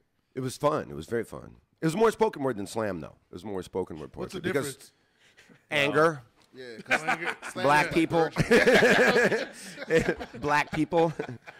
There's no I in team. Yeah, that's exactly what it is. Yeah, you gotta do it like urgent. One smoking a cigarette, and the other one's got a fucking Black Panther fist in the air. I just imagine there's no I in team, but there is an I in nigga. There is an I in nigga. Quincy Weekly with How the do you joke figure? of the night. That's fucking joke of the night right now, Quincy. I agree. All right, I'll see you guys later. You got to stay hot, man. You're going on last. All right, that's a close number 2 to Red Band asking Tony what kind of poops he has. Yeah, you're right. You're right. There hasn't been a lot of competition. There has been some steep competition tonight. A lot of big hitters tonight. Yeah, Yeah. that's Where have you been all this that's a podcast? milestone. Hey, guys, I can follow shit right now. I bet you Tony could do improv. Oh, that's great. Yeah, I bet he could. He's quick. I mean, I don't know if he could work with other people. Well, here's I the don't know if he could work with other people. well, the thing that's I think hardest for so I started off in improv and then moved into stand up like a few years after I'd already been training with improv. The hardest thing that with stand ups who then try to do improv that improvisers don't like improvising with stand ups is as stand ups we're trained to go for the joke, right? We're supposed to go for the punchline and get the laugh. But in an improv scene, if you go for the joke a lot of times, You're a dick. you're cutting the momentum of the scene. Yeah. at the legs. You'll get your immediate laugh, but for the final payoff, longevity the of it. longevity, it just keeps cutting your legs out from underneath you. Yep. Yeah. So what you're supposed to do in improv is play to the truth of the scene and the truth of the character, and the funny comes from that. So it's a completely different approach where when improvisers improvise with stand-ups, like they usually don't like it because they're going for the joke immediately, and you're not really getting anywhere with the scene, if that makes sense. Yeah, cut scene is super short. Instead of it's a setup and a spike instead of a setup to a setup. Right. And spike and then next scene. Yep. Yeah, and a lot of the difference between too is like stand-ups are so used to going, okay, setup, punch, and improv is so much setup, For that setup, big setup. payoff. It's You a know what I scene, mean? it's Yeah, not yeah, a- yeah. So you don't, Yeah. they're constantly, as a stand-up, you're constantly trying to solve the riddle. What's the funniest thing to say right now?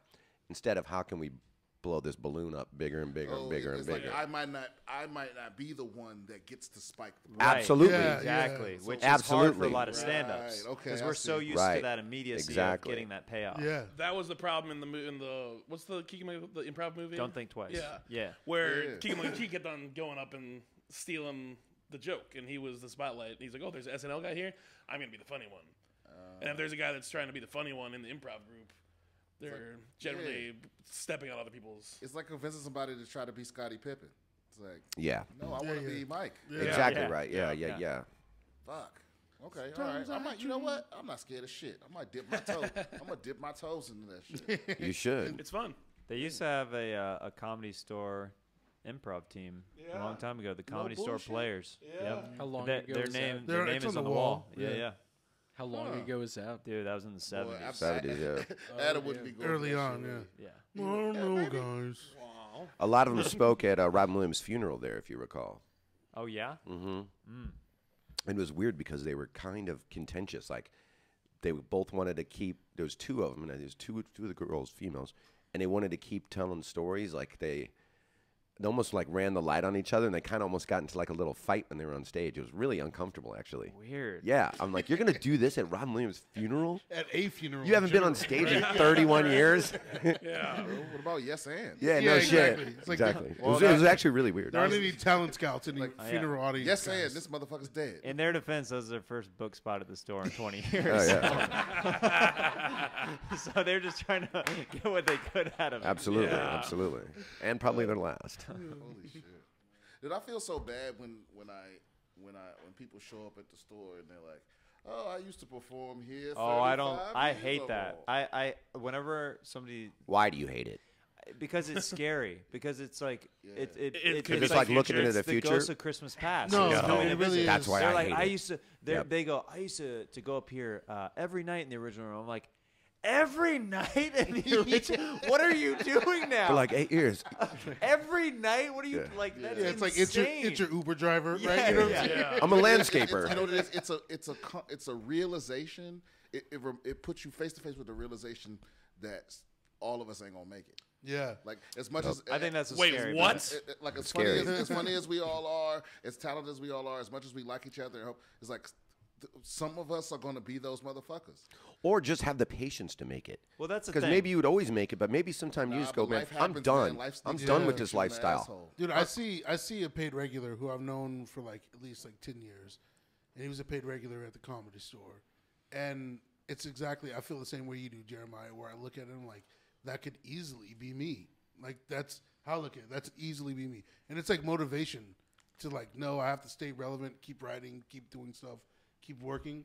Because yeah, it's scary when I see that person and what they're hanging on to, and I'm like, is that Yeah. going to be me hanging on? What am I hanging on to at this point? You know? It's usually one of, in my opinion, from what I've seen of, there's so many what people consider successful, but and like what is like varying degrees of success, whatever. But the main two things that I find of people in common who don't get to that place where they want to be is A, they're not writing new stuff, or B, they didn't wait it out long enough to like continue it. Yeah. It's usually Yeah. one of the two things. Yeah. Or they have a drug problem. That's the big thing for me. Yeah. I see a lot of people fucking spiral off the edge. Yeah, no, that is. Or I see more booze whenever than I meet drugs. a comic and I'm like, this motherfucker is a beast. How come I never heard of him? It's always alcohol or cocaine. Yeah, they have a bad reputation with like. They've done a bunch of Yep. stuff to hurt themselves. Yeah. And Yep. I'm like, do better cocaine. I mean, I saw. I won't name the name of this comic because I respect them. But I did a show with Josh Nasser. Josh Nasser. It was this comedian that I grew up watching like on Comedy Central and stuff that like I absolutely loved. Did a show with him recently at the Improv, and he literally had not written new stuff, and his references were out of date, and it was not doing well with the crowd. Yeah. And I'm talking about a guy who like I loved his specials and stuff, and it was like, and I had to follow him, and it was like almost I was like upset that it wasn't hard for me to follow him. You know what I mean? Yeah, like yeah. I was just Like you were looking forward to see like what is his new shit. I love this guy. I was like, oh man, I hope to get. And you buried knew by it all him by because- heart? Yeah, he Yeah, makes a it's Lewinsky like- joke. Yeah. Yeah, like Monica Lewinsky jokes. Yeah. Ugh, that's tough to watch. Yeah. I gotta ask you off air who it is. I'm so curious.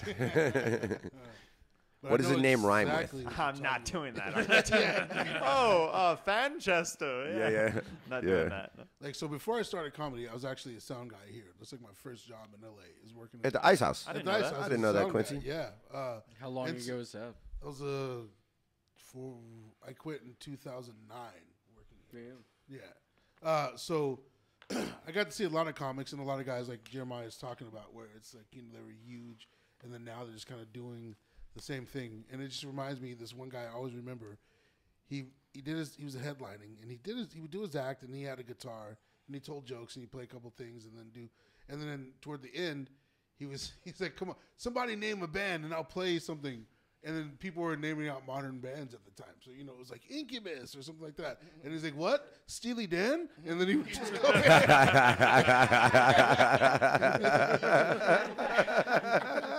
Quincy It is was like- on fire But tonight. it's like, no one said Steely Dan, dude. No one said it. Just he didn't have anything past a certain time period. Oh, yeah. And it was to see it was like, oh, that's I think I know who that is. I respect that comic for at least coming up for a gimmick and a way to get a laugh out of not knowing any new shit. No, he wasn't trying to get a laugh. Oh, really? He would be just- like, oh, yeah. Yeah, he just Oh, literally that's too bad like, then. I he gave him just too much couldn't credit. play he couldn't play anything past. I'm Like, you pretty know, sure I did. 78. I'm pretty sure I did La Jolla with him multiple times, but we'll talk about it after. But it wasn't him. But I know exactly who you're talking about it. I feel like Jeremiah has to do like a secret podcast after this podcast. Jeremiah the dirt names underneath names. the dirt. The name naming podcast. Hopefully, Red Band does are you talking erase with this. Wait a minute, I think I know who you're talking about. Yeah, Adam Sandler. Yeah, I'm starting a new podcast called I Think I Know Who You're Talking Wink, wink. Is he a slam poet? Be a fun comic. Guess who? My new podcast will be There's an I in Nigger. I like that. I do like There that. is an I in. That's so funny. That really is great. It's so funny, dude. It's been ringing through my head for a while. Wanted to repeat it back so desperately, but there's two of you in here. I get the feeling he feels like that all the time. You know what I'm saying? All the time, dude. All day long. So many niggas around for me to say nigga. I got to go to more white parties. Oh, fuck. Racism. Is Redbit on right now? Is that what's going on? Yeah, yeah. All right. Who's after that? Does anybody know? I can check my phone. I'll show you. I'm like second to last and then bringing up Quincy, who's just going to murder apparently tonight. This guy can't stop bringing the I got all my thunder. laughs here tonight. After so I'm Red done. Band, it's Ashton Tate, and then Sandro, then Brian Simpson, then Jason Tebow. Okay, cool. That sounds fun, guys. That sounds fun. Hey, do they give us free soft drinks at the bar? Yeah, of course. All right, I know how much they love comics here. No, they love comics very well. You This is don't my drink? I didn't know that you didn't. this drink. is my second favorite club. How does me not drinking right now mean I don't drink? Well, because you said soft Slam. drinks. You No one got ever your said slam soft- poetry against each other. No one ever Slam said poetry soft against drink. each other. They're not giving us free liquor. I mean, you do. You get a ticket. You They get a give drink some ticket. people word? free. Yeah. Some other people too.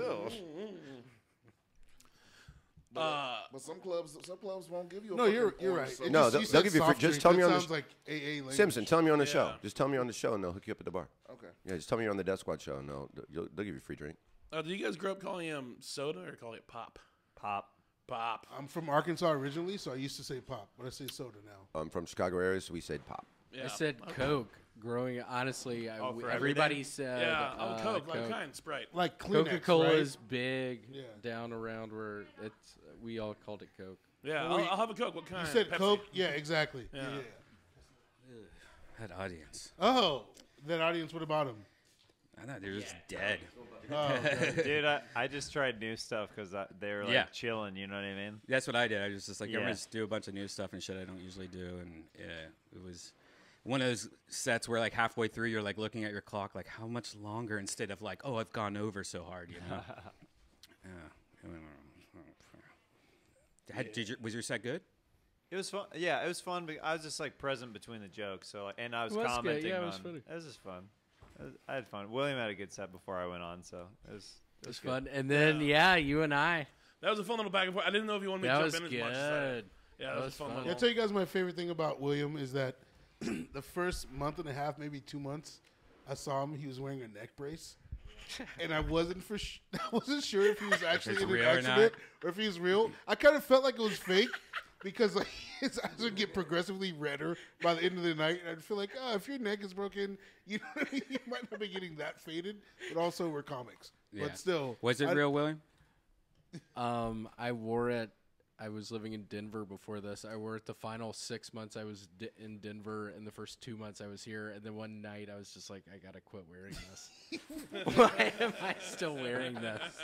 Oh, so you never had to wear it? You just were wearing. Now, would you It's wear for it? a bit. Would you wear it Now like, I have a to strong. like? I feel really good about the bet. But and then like this is what I really knew because he I wore did. it for It was like for 3 bets. weeks. I wore that and then he didn't wear it motherfucker for a 8 couple months. times, and then he wore it again. Oh. And I'm like, you can't like not. Yeah, you can't take it off and then be like, I'm gonna dust this thing back off and put it back on. I can't take breaks from like my neck being broken. Yeah, You know hello, what I'm saying? old friend. And I would feel bad. I would totally just lie to people's faces and just act like my neck was hurt. Ow, my neck is hurting right now. People literally be I like, think- "Oh my gosh, I'm so sorry," and I was like, "Yeah, I mean, I have to wear it for another year." I just fell down a flight of stairs. Yeah. He'd be like, I was afraid being a paraplegic, but I'm not because my neck is just barely broken, and so I have to wear this brace. Do you say it was for a bet? Before No, I some- started wearing it, I was completely clean shaven. I started wearing it. I came up with this character where I talk about how I'm the general manager of a La Quinta Inn in Scottsdale, Arizona, Ooh, luxury. and I sell Xanax bars out of room 217. And I've almost drowned in the pool twice now, and I owe over $10,000 on my own Alero. Did you guys not? Were you guys aware that neck braces don't float? Yeah. But they look stylish as you're drowning. Yeah. But then I would end it up with during the eclipse last year, and this is talk about doing outdated jokes.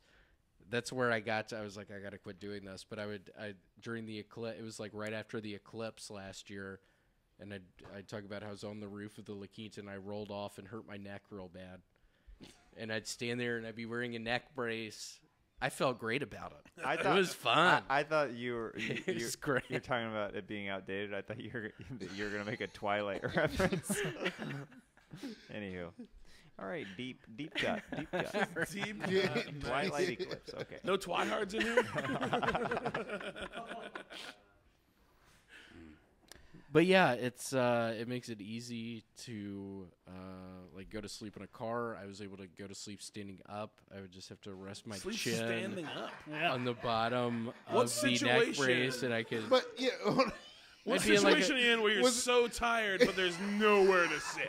Also, grocery stores. Was he I staying in honestly character was at in home? grocery You know, Like, oh, the cereal aisle is too long. I'm gonna take a quick nap. was he staying in character at home by himself? You know what I mean? Like, no, I'm I'm gonna fully take committed 30 to this. minutes. The bed here in is this aisle. unsleepable. It's covered in other neck braces. I'll just stand and sleep.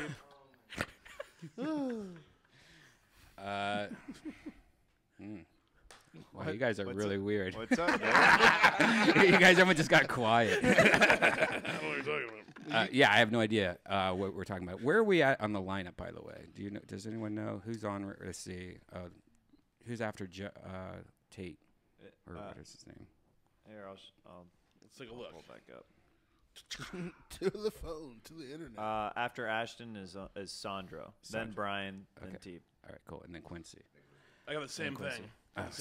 Sweet. Yeah. Yeah, dude. So did Tony leave? Did He Hinchcliffe? probably. I mean, if he didn't, I'm guessing. Like he didn't come back in here, so I don't know. Okay. Dude, Red Band. I was with. Joel, shout out to Joelberg, Joel Jimenez in the house in the corner over there. Yeah, Joel. He. Hey, why don't you switch in? Verzi, one of the Verzi, why don't you Joel get in there? Hold on. He switched in and didn't say shit the entire time. Oh, and yeah. I switched Oh, it he out. did? Yeah. I didn't have any neck No, brace I'm not stuff, so I figured I didn't have much to contribute. All right, that's enough. Get in, Joel. Right. I don't care. What was that? Oh, I was with. I've been with Joel this week. We started shooting the next Reagan and Watkins I music saw video. that. Yeah, I'm pretty excited. Which about song is it? Are you allowed to say yet? it. I don't want to say yet because because we're shooting the rest of it this weekend, and I don't want any info leaked on it. Yeah. Jeez. Yeah. Dude. Hey, Joel. Welcome to the show. Hola. How you doing, Brian? What you do today? How are all of you? Everyone good in a jovial mood? Oh, yeah.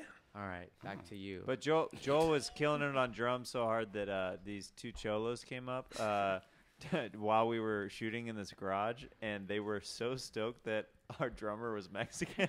Hey, that fool's talented, eh? Dude, That fool, you get down, homie. Dude. That fool gets down, eh? Dude, so we kept doing playback on it to get the lip syncing down and stuff like that. And after every time we ended, they acted like they just heard it the first time, and we did it like literally 30 times. They'd be like, They were excited. man, that was dope, man. Like after the 30th time, and they look at Joel like, man, you are killing it on those drums, fool. It was so good. This was good, eh? Oh man, how long you been playing, homie? We had a great episode Monday with the brass band there. That Dude, was I great. love Top Shelf Brass Band. Yeah. Those guys are so cool. Oh, yeah.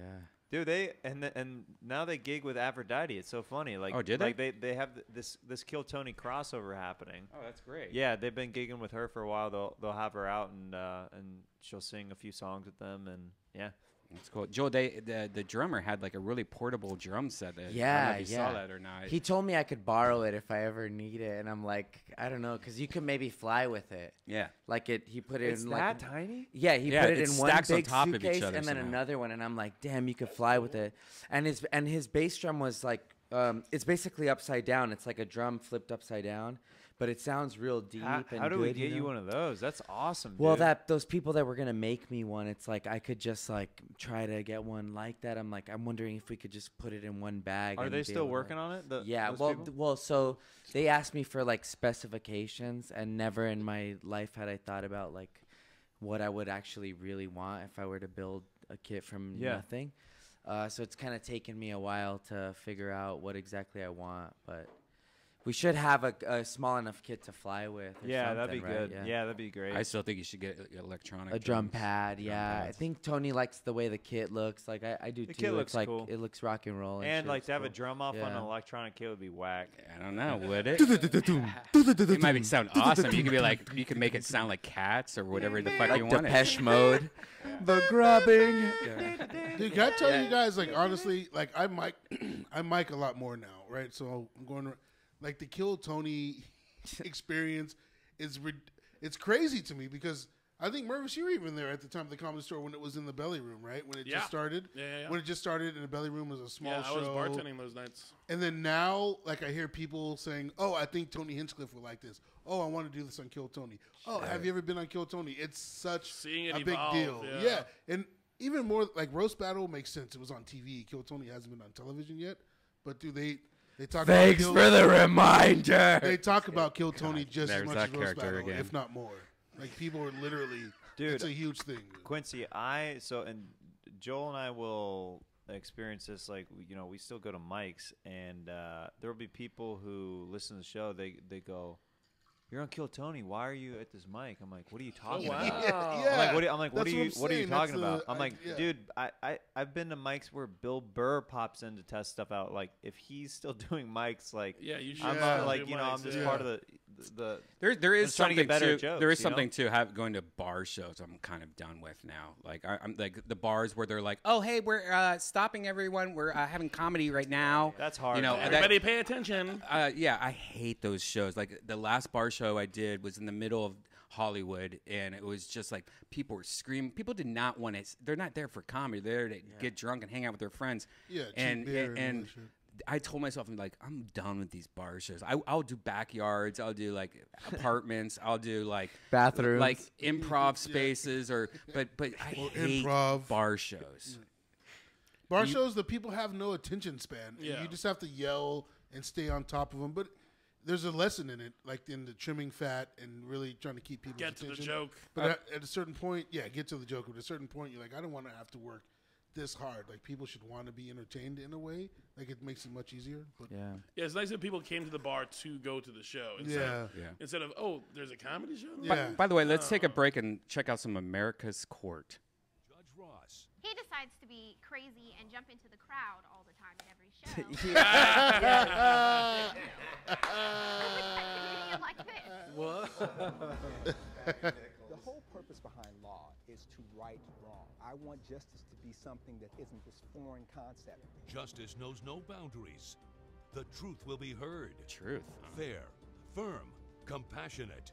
This is America's Court with Judge Ross. Just to show you how Musician fake Janet TV Clarkson is suing fellow rocker Paul Whitney in the amount of $1,058 for damage to a bass guitar and That guy looks amplifier like he she is the says fucking- is Oh his my fault.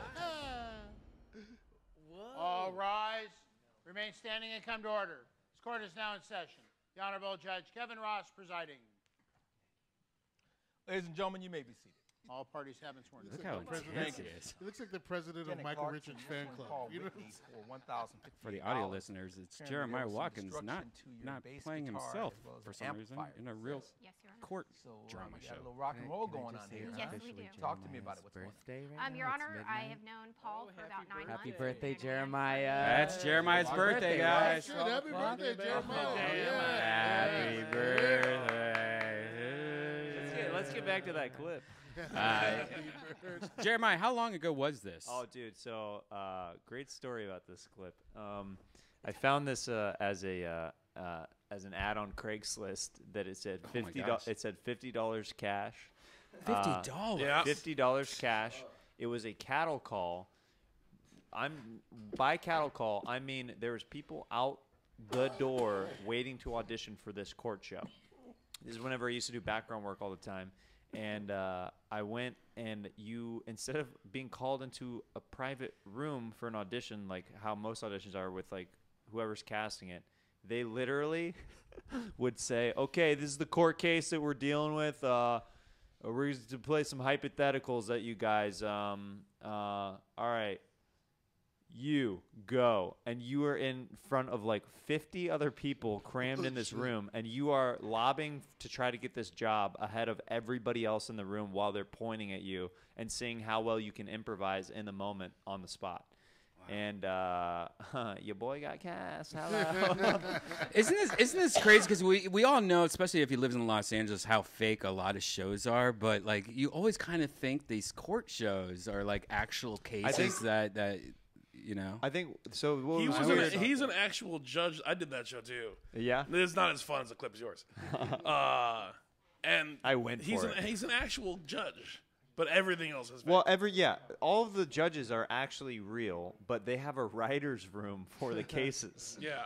Some of them are based off of real events and stuff like that, but they have a writer's room where they literally brainstorm different cases. Yeah. And then what they do before they sent us in, they said, it's actually one of the coolest improv games I've gotten to do, because they're like, here's your beat sheet. You have to hit these beats for this case to make sense to you, and improvise everything else. So I was like, I'm just going to play a total douche character to this judge. And they had to, I kept making the judge laugh so much, they had to keep cutting around it. And that's hilarious. Like, if you listen closely on some of the shots, there's laughter that's bleeding in from the previous shot of me saying stuff. Because I was just it was so dumb. Let's go back to it then. Yeah. What's the role that Mr. Whitney, what do you play in terms of the band? Lead singer, vocals. No, bro. It won't work with me up in here. It's Judge Ross. What Boss you call him? Ross, That's the drunk side of him talking. That's the drunk side of him. Yes, Your Honor. And why do you say that's the drunk side of him? Because he's always drunk, Your Honor. It's not true. It's not true. All right. I'm not drunk right now. How's that even possible? Is he drunk right now? He should be, could be. Typical. I should be drunk. Hold Do on you a listen to her? Who is this person? This is my witness, Your Honor. Step forward, sir. And your name? My name is Gary Hamilton, Your Honor. All right, and Mr. Hamilton, is he also gave this guy a in the random band, black or is he person name. plays some other role? I'm the drummer of the band. Okay, so you're the drummer. Yeah. You're the lead singer. Yeah. What is your role? I play the bass guitar. And so this was your bass that was destroyed. Yes, Your Honor. Who was kind of like the leader of the group here? Yeah, well, of course I am. Oh, you are? Okay. Yes. I didn't know She that. started it, Your Honor. You started the band? Yeah. Yes. And when you initially started the band, did you already know Mr. Hamilton, or you just met him? No, I knew Mr. Hamilton. You knew Mr. Hamilton. Did you know Mr. Whitney? No, we met Mr. Whitney at a bar one night while we were out partying. By the way, can we just say how horrible it is to be an audience in this and know that the whole thing is fake? The whole look at those faces; those are faces that are disappointed faces. They got paid. The audience got paid $35. Are you serious? Yeah, it's even less. The day that I did America's gave 'em Score, tamales. I did a set at Sal's Comedy Hole that night, and there was a girl that was in the audience of the shoot. She's like, "Weren't you the guy?" I'm like, Yeah. And you get paid $15 more to be a plaintiff or whatever. I know, it's like, yeah, it's for a speaking role. You get $15 more. Yeah. All right. Can you break Out a of 20? all the lead singers you could have gotten, why did you pick him? Because he's really good at what he does, Your Honor. So he's good. It's true, Your Yes. Honor. Is that Really true, good. Mr. Hamilton? He's good. He just has an alcohol and drug problem, Your Honor. Wait, and what did you say? I said I'm really good. It's true. It's the first true thing You're that she said all okay. day. You're not all I'm that great. great. Well, hold on a moment. He can't just be okay because you wouldn't want a lead singer who's just okay. Well, he's okay because he's just drunk all the time. All right, I'm talking about in Obsessive. terms of his ability to perform. Is he a good lead singer? Yes, he Yes, is. he Your is, Your Honor. Honor. Thank you. You can't take that from him, correct? We're not trying to. Okay, but you're Thank you, saying Boss Ross. what takes it down for you. Oh, I heard you say. What takes it down for you is that he's You got say other Boss things Ross? going on that distract from Drugs, his- Yes. alcohol, and He has no self-control over himself. He's irresponsible with no self-control. Talk to me, Despite Mr. his Whitney. Is singing. that true? No, Do no, Your you have a Honor. problem with alcohol? No, I don't. That's a yes. They had All to, right. to- So they had to lower the courtroom laughter. That line killed whenever I was like, All right, no. let's see if we can notice it here. do you have a problem with alcohol? No, I don't. That's a yes. All right. So when you say he can't control himself, but you kept him in the band. Because he's a good performer and he likes to have a good time. And there it is. But I thought he would be responsible. We've had discussions. We all have drinks beforehand, but we all know how to control So you all ourselves. consume alcohol as well? Yes, Your Yeah. Honor. Thank you. We Not all like him, pregame though, it. Your Honor. He Yes, goes overboard, overboard. especially when we're performing. Like, a shot is cool or two. He takes the whole bottle. I see. I see. You know, and then he does pills. He does other things that I don't want to say in the courtroom. But Oh, you already said Your Honor, pills. he's He just has very problems. irresponsible. Are there some challenges in that area, sir? I plead the fifth. Yeah, I'm sure you would. All right. That's a yes. So Look at how feel as you though look like a need to do all superhero of right that there. Like to be a true artist. I want to create the best show possible, okay? And so whatever I have And you to don't do, feel as though you can create Not that without sober. a bottle? No. no, not without the lame bassist and drummer that I have behind Lame? me. At But least you we're decided to be sober, part of not this. breaking Christ, our Stop, Jeremiah. stop. Why did you choose to be with them? Well, I needed a band. I've been through several bands. Wait a second, Jeremiah. Did you used to like layer your hair differently or something? Because now you have more like just like a long lock, but there you look like you have like layers. My hair is much shorter there. My hair is like about 6 inches shorter there. So just the weight is. I like it though. Whenever it's I've short been like that, through several bands. Why have you been through several bands? No, Because he's a drunk? Ma'am, stop interrupting. thank you. Whoa. I've been through a few bands because nobody knows how to contain my talent on stage, okay? No one else knows how to contain your talent. Yes. And that talent needs that much containing. I should be in an arena. I should be selling out concerts, okay? what's funny to me about this whole thing is that I don't know if it's because I know you, Jeremiah, but I can see the acting when you're acting because it's probably because I know you, but it might also be the times like where that was years ago where that was more realistic. Where now you look at it, you kind of like if you see a movie that you used to like, and now you're like that was so cheesy. How do I see it? Do you think that can you see it in yourself? Like go, oh my god, it's so like acting. I mean, I think it's I think it's my goal for is this coming through? Yeah. My goal for whenever I was doing that, I was trying to be grounded but as over the top as possible, and because I was trying to get a rise out of I was trying to get a rise out of the courtroom, and I was trying to make the episode as weird as possible. Right. So yeah, I mean, you see like I see. you see so, the acting. It's so weird to me that because it has to be because I know you and a little bit of the time, but I look at it and I'm like, how is anybody? How they did not put this on the air and people go, Dude, that's real. Do you know what's weird? I've had so many people who be like, hey, dude, I just saw you on TV. I was like, oh, cool. Were you watching like Roast Battle or something? They're like, no, America's Court with Judge Ross. They still play this episode all the time because it's so out there that they're like, oh, this is good entertainment. And people still hit me up and screenshot it and will tag me on Twitter. Is this still a show? I didn't even know this is still a show. It's daytime television. It's what they play when your car's getting fixed or your oil changed or whatever. Right, we need to get William Montgomery on it. No shit. William would be perfect for that. You need $50. I could wear my neck brace. Yeah, but that could be. Yeah, you could have your neck brace on. Gave me this neck brace. Let's go back to the. I'm very. I can't wait to see what happens. Sometimes I get a little bit rowdy on stage. Coming up on America's Court. He decides to be crazy and jump into the crowd all the time at every show. Did the people catch you? No. Who would catch an idiot like this? And this later. is so bad, this television is having show. a relationship Oh my with your I can't believe this is a thing. I caught her in the car, in a parked car. They was making out. They was making out. We're back with the case of musician Janet Clarkson, who is suing fellow rocker Paul Whitney for damage to a bass guitar and Did you get to amplifier. choose that name? Why? Was there a reason for Paul Whitney? Was there instead of Paul Stanley, like Paul Whitney?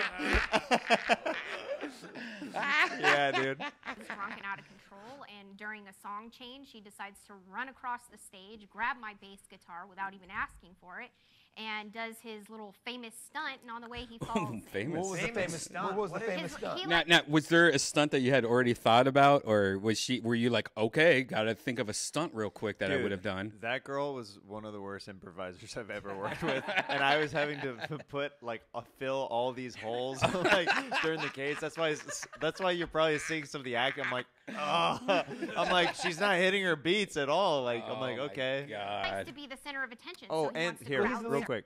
And, okay, I was supposed to have somebody as my key witness that was in the case, and they literally flaked because the money was too low. So they're like, oh, okay, we're going to build in the storyline that you don't have a witness. I'm like, I'm definitely going to lose then.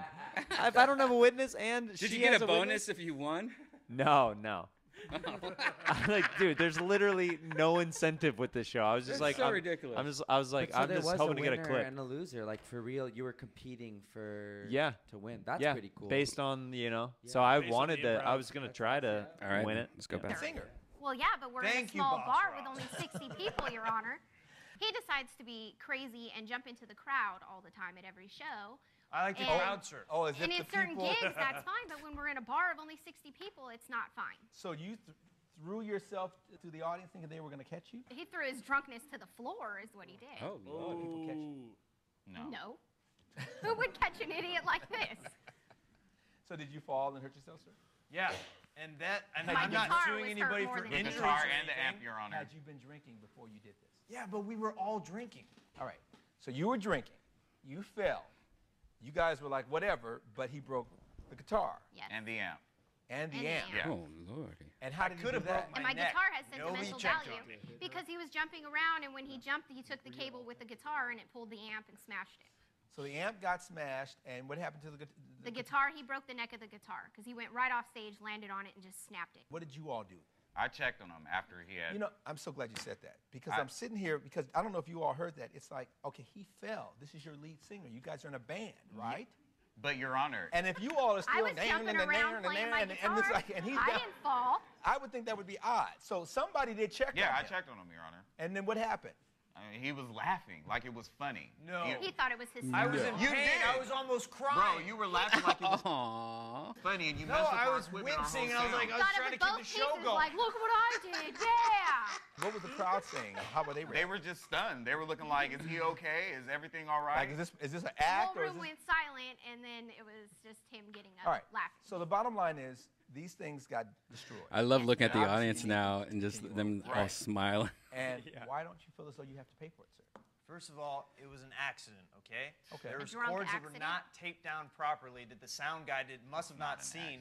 I tripped over the chords, and whenever I was on my way to crowd surfing, that's whenever I fell, and that's whenever it Now broke. wait, so tell me about this. Is this a person also a member of your group? The person responsible for the chords? No, he was just a random person that we hired to tape down the chords. And so what are you saying about the chords? A random person. That's how it works. Down properly, and I move around the stage frequently whenever I perform. so I tripped and fell. Okay. Your Honor. See, Deputy Thomas, we have. checked the I've heard of this before. This whole notion of SODDI. And you know what that means.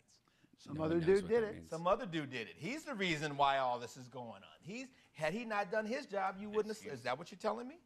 I guess SODDI. Wait. Wait a second. By the way, is SODDI like a real thing? I don't think I've ever heard that before in my life. Dude, it suck other dudes' dicks instantly. That's the only version I know about it. Wait, it's on bathroom walls and stuff. It's not a real thing, is it? Never heard of that phrase, but drank yeah, so much, you wouldn't SODDI. have broke it. Some other DRINK, drinking. That's what you were doing. Good, he can spell, Your Honor. He can spell.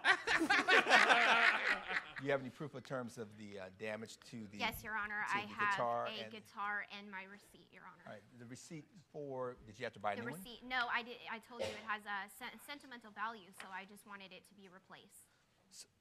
I'm sorry, if it has a sentimental so value, you want it you want it replaced? Well, I mean, I needed it to be fixed, so I just had a new neck put onto the base. Oh, you replaced the neck, but the body of the. The body of it was scratched, so I had to have it repainted and have the neck replaced. All right, so let's along take a, with my amp. Let's take a look at the guitar on the plasma here. It looks very funky. There's a little piece of something right above the main body of the. That's where the neck snapped off from the base. I see. Okay, and so you saw this damage, correct, Mr. Whitney, sir? Yes. He held up both pieces, like, yeah, look what I did. Oh, after it was. Yeah, because he thought it was hysterical. This is the repair, but this also includes the parts, the labor. You seem so. Is this also for You the seem amplifier? so No, determined. just for the guitar, Your Honor. Oh, you're not suing for the amplifier. Yes, I am. Okay, so the total amount for the See, amplifier. he has to keep like correcting her because she's so bad at improv that Oh, so like even he has to, like, is step having in. to fill in. Yeah, that's why like she keeps being like yes, no, yeah, and he goes, so you're suing for this, which she just Was she a had said- comic or just like a No, bullshit dude, Craigslist she was chick? Craigslist thing. Like Wow. all these people, like yeah. Jesus I had to buy a new amp. All right, so you had all the work done at the same place. Yes. So, Mr. Whitney, when I read your complaint, sir, Yeah. one of the things that you said, right off the top of the bat, if it had been my fault that her stuff got busted, I would have paid for the repairs. Because it's not like I'm happy that it broke. I feel bad that her guitar broke. Then you should have replaced it, right? So there. We should- ultimately, It's not like I we're have saying, money just floating. so just so I'm aware that we're on the same page, your feeling is if you had been responsible, you would have actually have made her whole. Correct. Based on the evidence and the testimony before this court, the gavel is going to come down in favor of the plaintiff. You said that if her? it's your fault.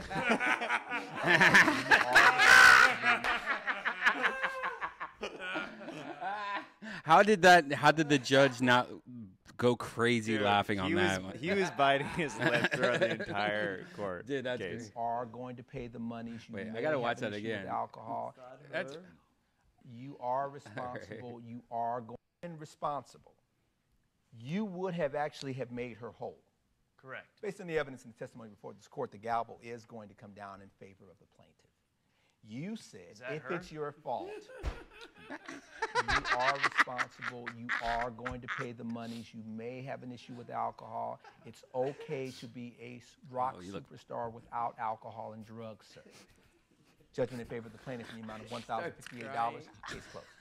Judge Ross has ruled. Oh my God! I wish I didn't know you so I could watch. Wait for this post-credits thing. I am happy with the judgment. The judge made the right call. He broke the guitar. He's responsible for it, and he's no longer in the band. Hopefully, he'll find AA, and we're over it. The judge got it all wrong. I'm moving on. Those people. He probably said frick, and they just beefed it. Frick. Frick those people. They beefed I it. said Yeah. funk. Did you say Did you funk? really? I said funk. There I you remember go. the day. I Boom. remember the shoot day. Wow, and they Funk still those believed. people. You should try and get him to start a band again. You're right. Yeah. I've had people on the Kill Tony Reddit be like, "Bring Paul Whitney to Kill Tony." That's fun. Oh, that's a good idea. I have his- yeah, I have his- 100%. Why have you not done that? I don't know. Chroma Chris and Oh, 100%. Yeah, I have his phone number. I'll give him a call. You could actually be, and you could be the woman, and Chroma Chris could be the black guy, Yeah. blackface it, yeah, stuff like that. Maybe. Nah. That was interesting to watch because that is blatant to show you how fucked up like the TV shit you watch. And I'm, I always believe most of this stuff. What about like Pawn Stars and those shows? They're so scripted, and people think I they're don't real. want to believe that. It's the same thing with most morning radio. Like I used to work in morning radio in Kansas City, and the different segments, like the War of the Roses segments and all that stuff. Those are paid actors who they hire to get the story like this way, and they hit beats just like we did on this show. And I came in early one time, and the DJ, like the head DJ who was my boss, he was like terrified that I was going to tell people because it's like an ongoing thing for years in radio. Like even Ryan Seacrest thing, I'm sure that all those calls are set up and fake. Yeah. But most people, obviously believe in them. Fuck. Yeah. What is War of the Roses? It's just it's basically they're like, hey, we're a flower company calling you, and you've won a dozen roses. Who'd you like to send them to? Oh yeah. So then every call is like, I'd like to send them to Kanisha over at this place, and then like the wife is on the line. It's like, oh, who the hell is Kanisha? It's like that's not me. Who are you sending those to? So they're just trapping the guy. They're trapping the guy, like to see who. But every once in a while, to make it real, they're like, I'd like to send it to my wife of 35 years. And Whoa, Kanisha. yeah. Oh man. I have to go to my girlfriend for a quick breaking news. Janice, you during that thing that you plugged in your iPhone to the laptop, and it brought up your iPhoto, and it displayed your last maybe 20 photos. Was there any nudity in your last 20 photos? Just because you might have your nipples out on YouTube now. No? Okay. All right, just making sure, guys. That's a. I just thought of that. I don't know if you guys saw that or not. Go back and screenshot. What? Well, I mean, it pulled up. Definitely pulled up the iPhotos. So you might want to look at the last 20 photos. They were skinned. I don't know what it was. Yeah. Oh, my see, that's what I'm nipples. saying. Because she's always taking pictures of my her nipples butthole are and on shit like that. YouTube for sure. You're good. Okay, cool. My friend's a waiter at a restaurant, and this hot couple came in and asked him to take a photo of them, like for their big night out or whatever. And so, like, he just had the camera open, and you could see in the bottom left-hand corner that there were just like photos of them right before that where they were having sex. So he just opened that little thing and just was like flipping through them. And they're like, "You ready?" And he's like, "Yeah." And then he just took the picture. He said the photos were good. Yeah. One of my favorite things when I used to work for Gateway Computers, all the techs, you would go out back to smoke cigarettes, and that's where all the tech guys were. And I would always be like, "You got anything good?" And they'd be like, "Oh yeah, look at this computer, look at this photo. There's a woman's butthole," and like we just look through everyone's like personal photos and like shit like that. And it was always fun because we'd get addicted to like certain people. Like, that chick's hot. Oh my God. And then when she came in to like pick up her computer, everyone at Gateway would be like, oh my God, guys, we have a code 3, you know, like, and we'd like all like look at her because we've seen her butthole and shit like that. Dude, and we also like a lot of child porn shit. Anytime there was child porn, we would have to call the police. So then when they came to pick up their computer, we'd be like, your computer will be ready at 3 o'clock to 4 o'clock today. And we'd have like people like just get busted when they pick up their computer. They get immediately arrested and shit like that. So you called the cops on yourself? Is that No. That's crazy. Yeah. No, but I do have 30 pictures of buttholes on this floppy disk. Yeah, the people. No, but that's the one that I am worried about. That like when you die and like your parents are going through all your stuff and they're like, why does Brian have so many like black dicks on his computer? And I'm not there to be like, Mom, it's because I photoshopped all these black dicks on my friends, you know, like you know, and like send it to them. Like that's why I hope like if I die, it's not like in a car accident, it's like cancer. So I have like 6 months or so to like delete everything. Whatever. Take a magnet to the hard drive. That's why I smoke, guys. Joel, have you ever like recorded yourself having sex before? Having sex? I don't think so. No, you never put up your Android phone on like on a candle. No, and, I don't think Jesus so. candle No, and no, like no. recorded No, yourself. I'm kind of no. I took a Polaroid of my dick in high school, but that was. Oh really? Yeah. And do you still have it? No, I You gave it to a girl. You're like, I want you to have this. No, that's a long story. It's a short story. No, it's a long. Hey. But I was it a hard copy or soft copy? It was a hard copy. Hey. Always hard copy. I was like ditching and we got caught and we were near these bungalows, so I like rolled it up and shoved it under the bungalows, and so I don't know. Save this for later. Yeah. Jeremiah, you ever record yourself having sex? No. Yeah, I know. No, I haven't. This guy. No, He's recorded himself having sex. I've only done audio. Ooh, audio. No, I haven't. Yeah. Yeah, dude, I have a sex tape on Kindle right now. Just the text? Just the text. Oh, more. Yes. That's it. Uh-oh, sorry. What was it? SSID. What was the thing you spelled out? Saudi? SODDI, man. SODDI. Hey, grab that CD, Joel. What does that say? Thunder Pussy 16. Yep. Oh yeah. Yeah. Thunder Pussy 16. That's a rare copy. Wow. Yeah. That was when me and Jeremiah used to do stand up on the spot together. It was his version of stand up on the spot. Thunder Pussy was what we called it. It was the podcast version of it. We did like 20 episodes maybe or something like that. Yeah. But you can find them at deathsquad.tv. Just click on videos. But famously, Rogan likes that name better than. Oh, I saw that. I saw that the other day on the Put you Joe on Rogan blast. podcast. I know. And Yeah. it's true. Thunder Pussy used to be a record store by my house when I was growing up, and it was just such a cool name. It used to be called Thunder Pussy Magnolia, and just the name Thunder Pussy really is sexy. Solid. Yeah. Jeremiah, what do you think about that? What? Your name, stand up on the spot. I like it. It gets the job done, I think. No, it's literal, but like most TV shows or whatever, you know, the goal, like my dream for that show is for it to be televised somewhere. I know that a lot of people like one of the best things about the show is you get material out of it, but I think that it's its own art form, like that show. Like I see it beyond as a thing to get and salvage material. Like that's just the beginning. Like I want to be able to follow people and see where those bits go and how they develop and stuff like that. And yeah, I love it. I love improv, and I never did any of the improv classes, even though I feel like I would be way better at improv. We talked a lot about improv versus stand up.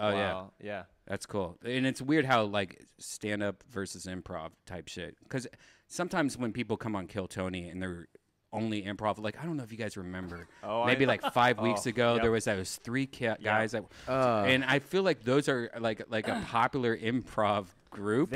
Dude, I've seen them perform. They're a funny improv group. Yeah, but they did not work on Kill That Tony. sounds too familiar. That sounds close to home.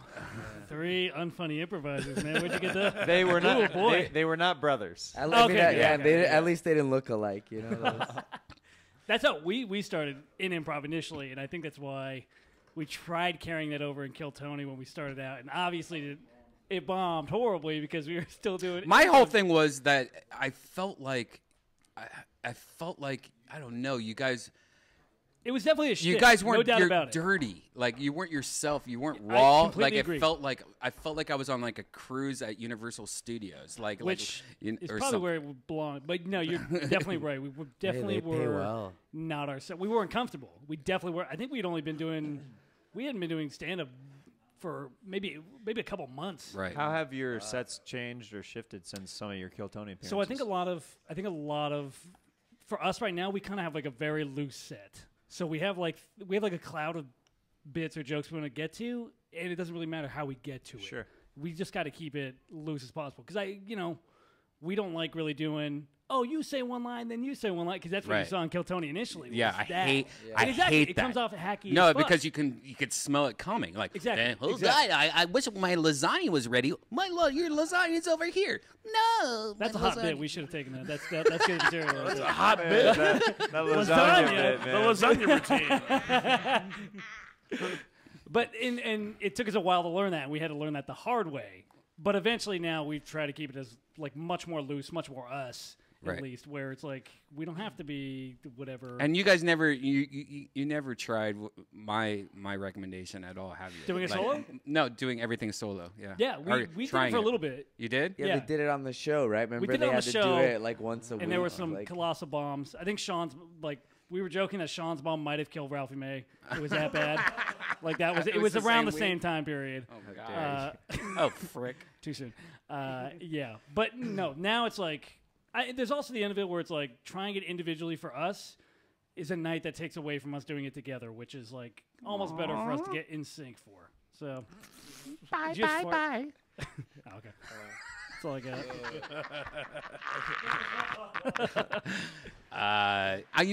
got. One interesting thing about dual people on stage or triple people on stage, me and Tony, like when we used to go on the road early days, like Deathsquad shows and Kill Tony shows, after the show was over, we would both go on stage and kind of do like a oh, it's me and Tony on stage. Let's talk to the audience. And one cool thing about it was it's so nice to have somebody else on stage. Oh, like man. like I wish I had a puppet act or like We do too.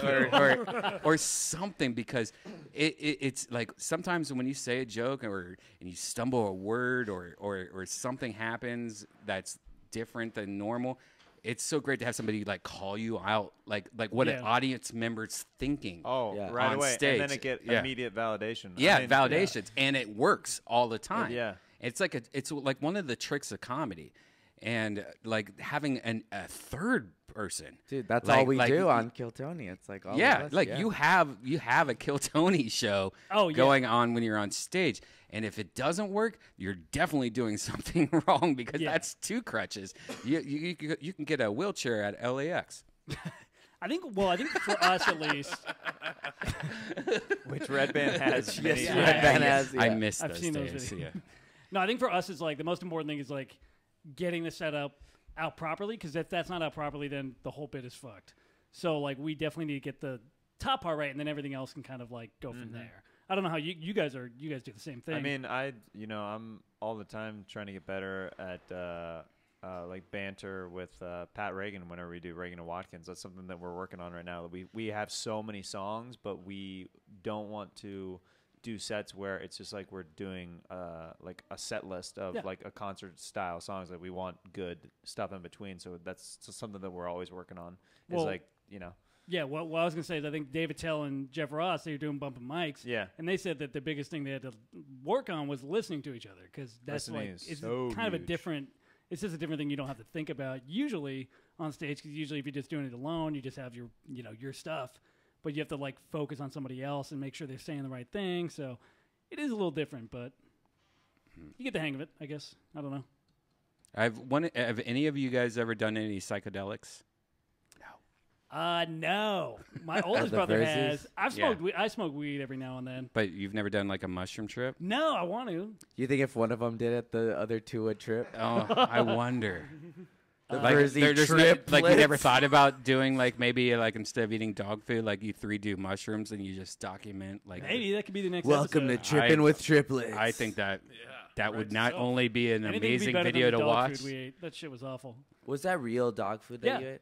Yeah, we went to Petco and got dog food and we ate it. Why would you? I don't know. We were gonna do shitty holiday food, but we didn't find any of that. So we're like, all right, we passed.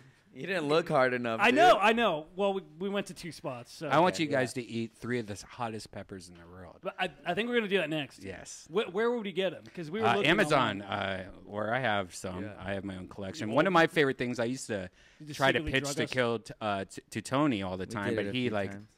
like didn't really like it. I don't think was to have that one set where somebody has to eat one of the hottest peppers or chocolates, and then they get to do 2 minutes instead of 1 minute, but they have to do it right after they eat it. I think Yeah. that's just like it was fun to do. Yeah. And, like I think it's great. I like I challenge should try to sets. bring it Yeah, back every sometime. now and then it's fun. Yeah. Yeah. I ate one of those things. It was it fucked me up, man. Yeah, it's pretty bad. It like shredded my stomach up. Yeah, it was hot as fuck. Somebody have that same thing for me. I can't really do the. Yeah. Which would be better for, I guess, content Yeah. is just watching yourself suffer. Yeah, that's the Dude, whole it'd point. be, it'd be real interesting too if you guys did do the mushroom thing to see how the mushrooms, if you guys all ate the same kind and the same amount, how it affected you differently. Yeah. Well, because we have different personalities. Yeah, so I don't- exactly. that must play into it a little bit. Do the hot pepper challenge on And that- mushrooms. That might be too That much. would be terrible. Jesus. That you would be hot mushroom. would want to die like, Yeah. immediately. Yeah, that might be. I would love to. I Baby wish. steps. I do wish though, like Jeremiah would have like a week where he smoked weed once, a week where he did mushrooms once, like just to do it, just to. Because I have a feeling that Jeremiah would be like if he starts smoking weed and doing mushrooms. Can you imagine? Can you imagine? You would have 2 Oprah networks at this time. I think. Man, that's such a freaking cop out, dude. No, it's not a Yeah, cop it is. out. It absolutely is.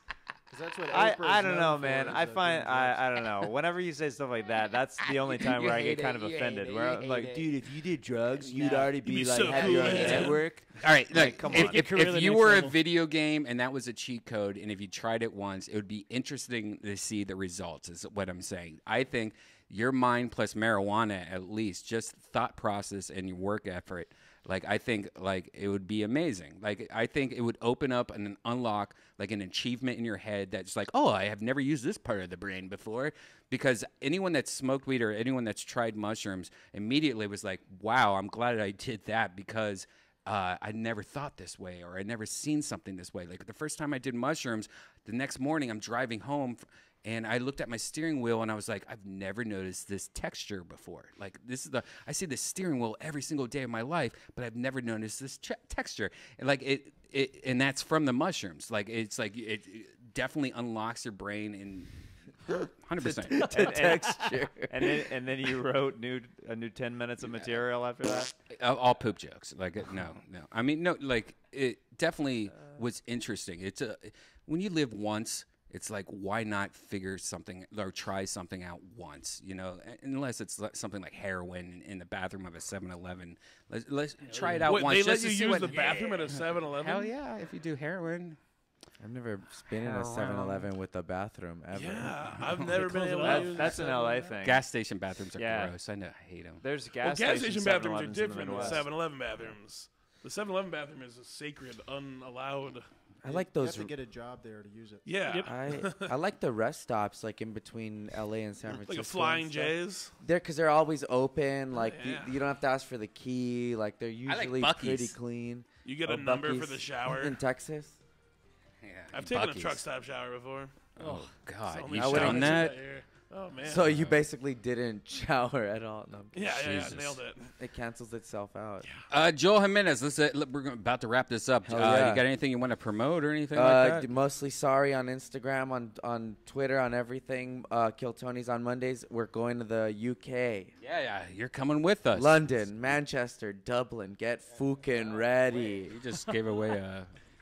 Oh shit! Didn't Tony said all that earlier? All right. All right. Did he? I don't know. Ashton Tate. Nice. Just the old YouTube. I've got some good man on the street videos there, and then also What kind of man on the street videos? What are you doing on the street? I did a parkour with a pretend baby on the back. Oh my God! Have you talked to called William Babycore. about his No, I haven't. baby videos? Sounds like child Oh porn. yeah, we'll talk about it. And then just on Twitter, the usual. Jeremiah Watkins. What's your Twitter? Michael Moore Food. Okay, that's what. Why? I liked how it. I think Michael Moore is. I don't like him. Oh, you don't? No. Okay. So you honor him with a name? Oh, we got Michael a Moore little Food? Trump supporter here. No, I mean, they're not mutually exclusive. Gotcha. Okay. Yeah. Jeremiah Watkins. Hey, follow me on social media at Jeremiah Stand Up. And if you didn't have time to get a Cat Burglar T-shirt online, I will be coming to Raleigh with them and a couple of our other stops, so you can get them from me after the show there. And then check out the new Reagan Watkins music videos that we've been dropping. We've dropped 2 recently, and we're about to drop another one. Hopefully, we're going to try to drop it before Christmas if we can. So we shall see. But, yeah, the new Reagan Watkins album is coming hopefully February is the goal. So we'll see. Getting the masters back soon. We're super excited. Hell yeah. Nice. Verzi Triplets. At Verzi Triplets across the board. If you want to watch our newest YouTube video, we tried dog food. We do a 5-course meal. Yeah. We did 2 appetizers, 2 wet food entrees, and a puppy froyo dessert. So definitely check that out. And your podcast is up there also. Yeah, Verzi Triplets podcast. Pretty much everything Verzi Triplets. Is there a do you have a thing like does your podcast have like a theme to it? No, we are going to be releasing a themed one soon, though. No theme. I mean, like what? Like, Oh, is it's it just just like an straight interview show? No, or it's just is us bullshitting about our week. Sometimes we have comics on. Oh, cool. Pretty easy. Cool. Ryan Mervis.